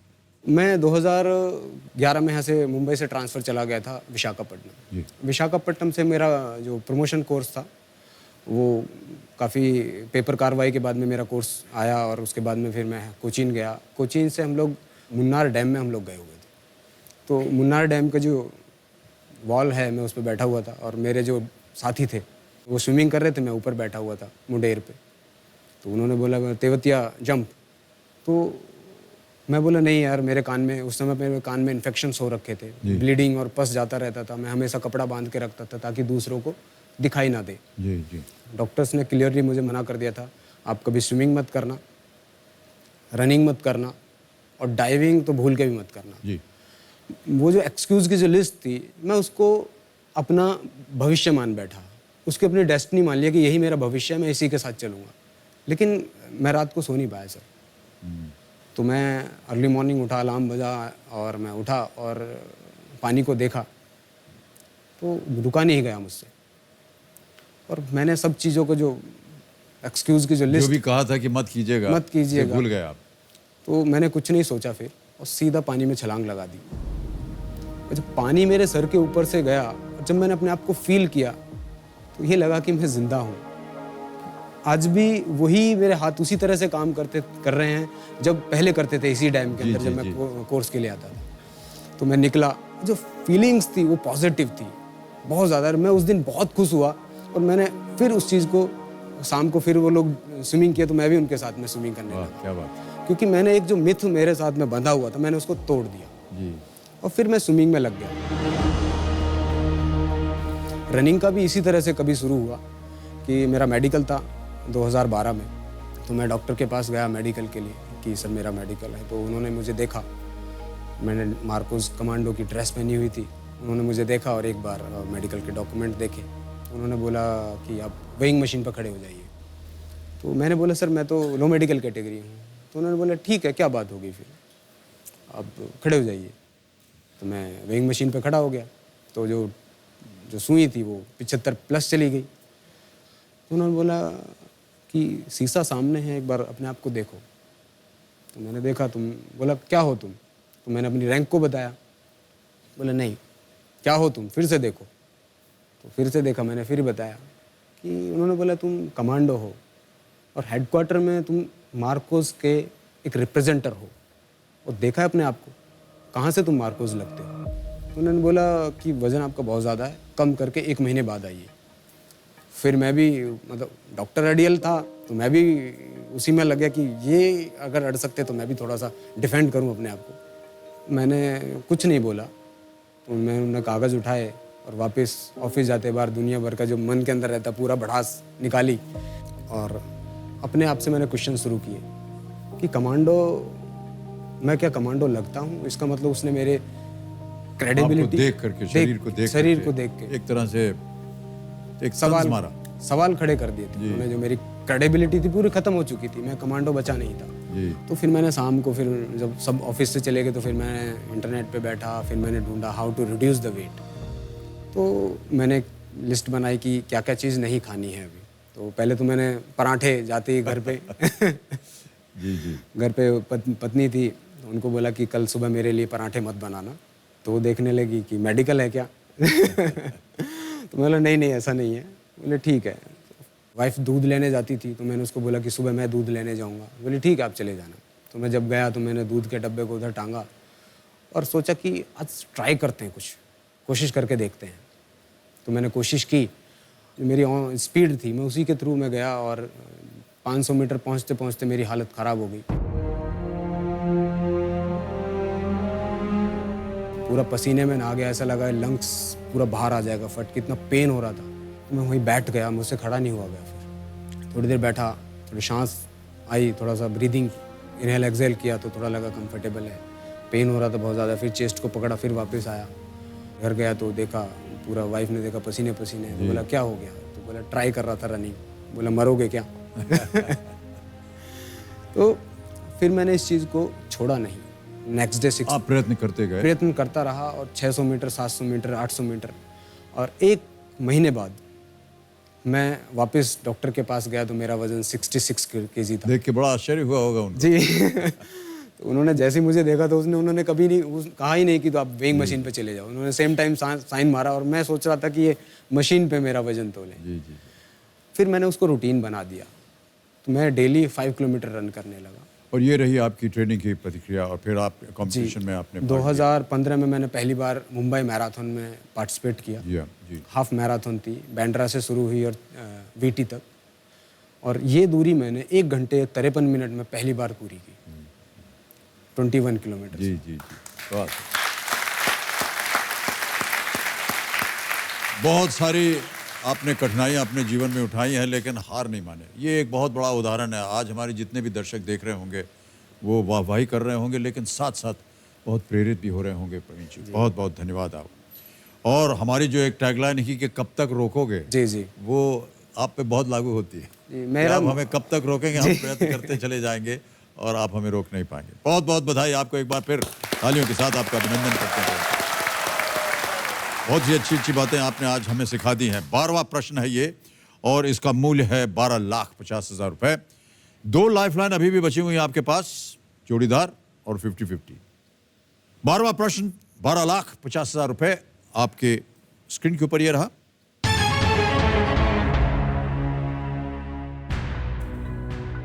(1999) 1999 में कारगिल में भारतीय वायुसेना के सैन्य अभियान का कोड नेम क्या था? What was the IAF operation in Kargil in 1999 code named? A. Meghdoot, B. सफेद सागर, C. Rainbow, D. Cactus. 2 lifeline है आपके पास, 50-50 जोड़ीदार। सही उत्तर 12,50। गलत, नीचे अब ले आएंगे आपको 3-20 में। रेनबो या मेघदूत, दोनों में से ये कोई। मेघदूत पहले भी कभी ऑपरेट किया इस तरह से? मेघदूत एक्चुअली एक एक्सरसाइज का नाम भी है। तो एक्सरसाइज का नाम कभी रखेंगे नहीं। रेनबो हो सकता है। रेनबो नाम की कोई एक्सरसाइज भी नहीं करते। तो मेघदूत है एक्सरसाइज का नाम। एक्सरसाइज है पूरे। सफेद सागर, कैक्टस इन नेवी का ऑपरेशन था। सफेद सागर, सफेद सागर नहीं है कुछ भी, ऐसे बनाया। रिस्क ले सकते हैं।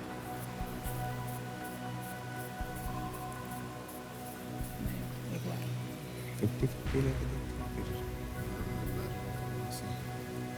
उसको बुला के देखते हैं जोड़ीदार को। ये हमें पता नहीं है तो चांसेस कम है उसका। मुझे तो रेनबो लग रहा है फिलहाल, तेरे को क्या लगता है, पता होगा हैं उसका? कंफर्म नहीं कह सकते। 50-50 ले। हाँ जी, 50-50 एक और लाइफलाइन लेंगे आप। ओके कबीर जी, प्रवीण जी और राजीव जी एक और लाइफलाइन लेंगे। 50-50 से अंकित किया जाए। और जैसा कि आप जानते हैं 2 गलत ऑप्शंस मिटा दिए जाएंगे। मिटा दीजिए कंप्यूटर जी। मेघदूत और एक और मिट गए। बचे हैं सफेद सागर और डी कैक्टस। इन दोनों में से एक सही है। जो दोनों लग रहे थे वही। Indian air force operation IAF in Kargil 1999 code name. Same operation का दूसरा ऑपरेशन हो सकता है, सेम नाम का। कैक्टस तो इंडिया ने किया था, नेवी ने किया था, मालदीव्स में किया था, कैक्टस ये था, मार्कोस ने तो किया था मार्कोस ने किया था। Operation cactus. क्या चल रहा है आपके मन में? सफेद सागर से सफेद जाएंगे इसके साथ? सर। लॉक कर दिया जाए? जी सर कबीर महाशय बी सफेद सागर पे ताला लगाइए और बताइए कि प्रवीण जी और राजीव जी सही है या नहीं। एक लाइफलाइन थी आपके पास, आप नहीं गए उनके पास। जाना भी नहीं चाहिए क्योंकि ये सही उत्तर है आपका। 12,50,000 रुपए आप जीत गए। सफेद सागर 1999 के कारगिल युद्ध में भारतीय थल सेना के ऑपरेशन विजय अभियान के दौरान थल सेना को सहायता देने के लिए भारतीय वायुसेना द्वारा ऑपरेशन सफेद सागर लॉन्च किया गया था। ओहो, प्रवीण देवता जी और राजीव चौहान जी, आज हम अपने आप को बहुत सम्मानित, गर्वान्वित महसूस करते हैं आप दोनों से मिल करके। हमारे जितने भी दर्शक हैं, निस्संदेह उनके मन में यह हुआ होगा कि आज का जो कार्यक्रम है उससे हमने बहुत कुछ सीखा और स्वयं अपने आप को, अपनी जान को अपने खतरे में डाल करके देशवासियों की आपने बचाया, सेवा की। इसके लिए हमारे पास शब्द तो नहीं है, केवल तालियों के साथ आपका हम अभिनंदन करते हैं। देवियों और सज्जनों, एक छोटी सी बात मैं और कहना चाहूंगा कि हादसे की उस रात को वहां कई लोग मौजूद थे जो सिर्फ इन जैसे जवानों की बदौलत सुरक्षित बाहर निकल पाए थे। और आज उनमें से कुछ लोग हमारे साथ मंच पे मौजूद हैं। कहाँ हैं वो लोग? खड़े हो जाएं। और कितने लोग हैं? मेरा नाम देविका नटवल्ला रोटावन है। 26/11/2008 को गोली मुझे भी लगी गई है। मैं CST में थी, पुणे जा रही थी। आपको मैं सल्यूट करना चाहती हूँ सर, आपने इतने जनों का जान बचाया। Indian officer, navy officer, Mumbai police officer का मैं सल्यूट करना चाहती हूँ। उन सभी की वजह से आज हम सेफ है। मेरा भी एक सपना है कि मैं एक पढ़ लिख के एक IPS ऑफिसर बनना चाहती हूँ। धन्यवाद। बहुत बहुत धन्यवाद आपका। एक और ताज होटल के स्टाफ मेंबर है अभिजीत जी, आप कुछ कहना चाहेंगे? सर मैं उस दिन उधर ही था ताज में, और जब भी फायरिंग हुआ तभी हम छुप के गेटवे रूम में जाके रुके थे सुबह 4 बजे तक। जब भी कमांडोज आए और उन्होंने खिड़की तोड़ के हमको नीचे रेस्क्यू किया, सीढ़ी लगा के रस्सी से बांध के सबको निकाला। पहले गेस्ट को निकाला और फिर सबको, हमको 5:30 बजे तक हमको सबको निकाला। तो मैं बस उनको थैंक यू करना चाहता हूँ कि जब सब कमांडोज, पुलिस, फायर ब्रिगेड, जिन्होंने भी सबको रेस्क्यू किया उधर से और हमारी जान बचाई। Thank you very much. धन्यवाद सर, बहुत बहुत धन्यवाद आपका।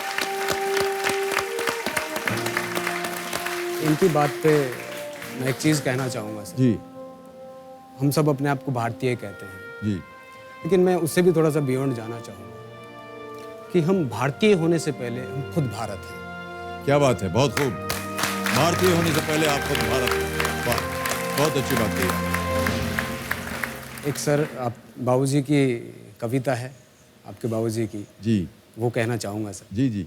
और मैं उस कविता में अपने आप को ढूंढता रहता हूँ सर। बोलिए। परमिशन जी, जी बिल्कुल बिल्कुल। इसीलिए खड़ा रहा कि तुम मुझे पुकार लो। इसीलिए खड़ा रहा कि तुम मुझे पुकार लो। ज़मीन है न बोलती न आसमान बोलता, जहान देख कर मुझे नहीं ज़बान खोलता। ज़मीन है न बोलती न आसमान बोलता, जहाँ न देख कर मुझे नहीं ज़बान खोलता, नहीं जगह कहीं जहाँ, नहीं जगह कहीं जहाँ न अजनबी गिना गया, कहाँ कहाँ न फिर चुका दिमाग दिल टटोलता। कहाँ मनुष्य है कि जो उम्मीद छोड़ कर जिया, इसीलिए अड़ा रहा कि तुम मुझे पुकार लो, इसीलिए खड़ा रहा कि तुम मुझे पुकार लो। वाह, क्या बात है, बहुत बहुत। प्रवीण जी और राजीव जी, आपने जीते हैं 12,50,000 रुपए और डिजिटली ये आपके इस अकाउंट में ट्रांसफ़र कर दिया जाएगा। ट्रांसफ़र बटन दबाया, आपका नाम आ गया, ऐड पे 12,50 1 2 3 जी बराबर है, बच गए। फिर ओके किया और ये 12,50,000 रुपए आपके अकाउंट में पहुंच गए। बहुत बहुत बधाई आपको और बहुत बहुत धन्यवाद। तो बहुत ही तेज, सुरक्षित और आसान तरीका होता है ये। प्रवीण थेवथे जी और राजीव चौहान जी, ये इनाम अब केवल नाम नहीं है, ये पहचान है हिम्मत की, हौसले की और जिंदा दिली की। हालात जिसको रोक ना पाए, ऐसे शूरवीर से मैं यही कहना चाहता हूं कि झुक झुक कर सीधा खड़ा हुआ, अब फिर झुकने का शौक नहीं, अपने ही हाथों रचा स्वयं, तुमसे मिटने का खौफ नहीं। तुम हालातों की भट्टी में जब जब भी मुझको झोंकोगे, तप तप कर सोना बनूंगा मैं। तुम मुझको कब तक रोकोगे, तुम मुझको कब तक इन्हीं शब्दों के साथ आज का कार्यक्रम हम समाप्त करते हैं। बहुत बहुत धन्यवाद। और जाने से पहले राजीव जी और प्रवीण जी, आपके हम जोड़ीदार को यहाँ बुलाएंगे, एक फोटो खिंचवाएंगे उनके साथ। आइए, ये यहाँ फिंगर पे हम इसको लगाते हैं, फोन के शुरू हो जाता है।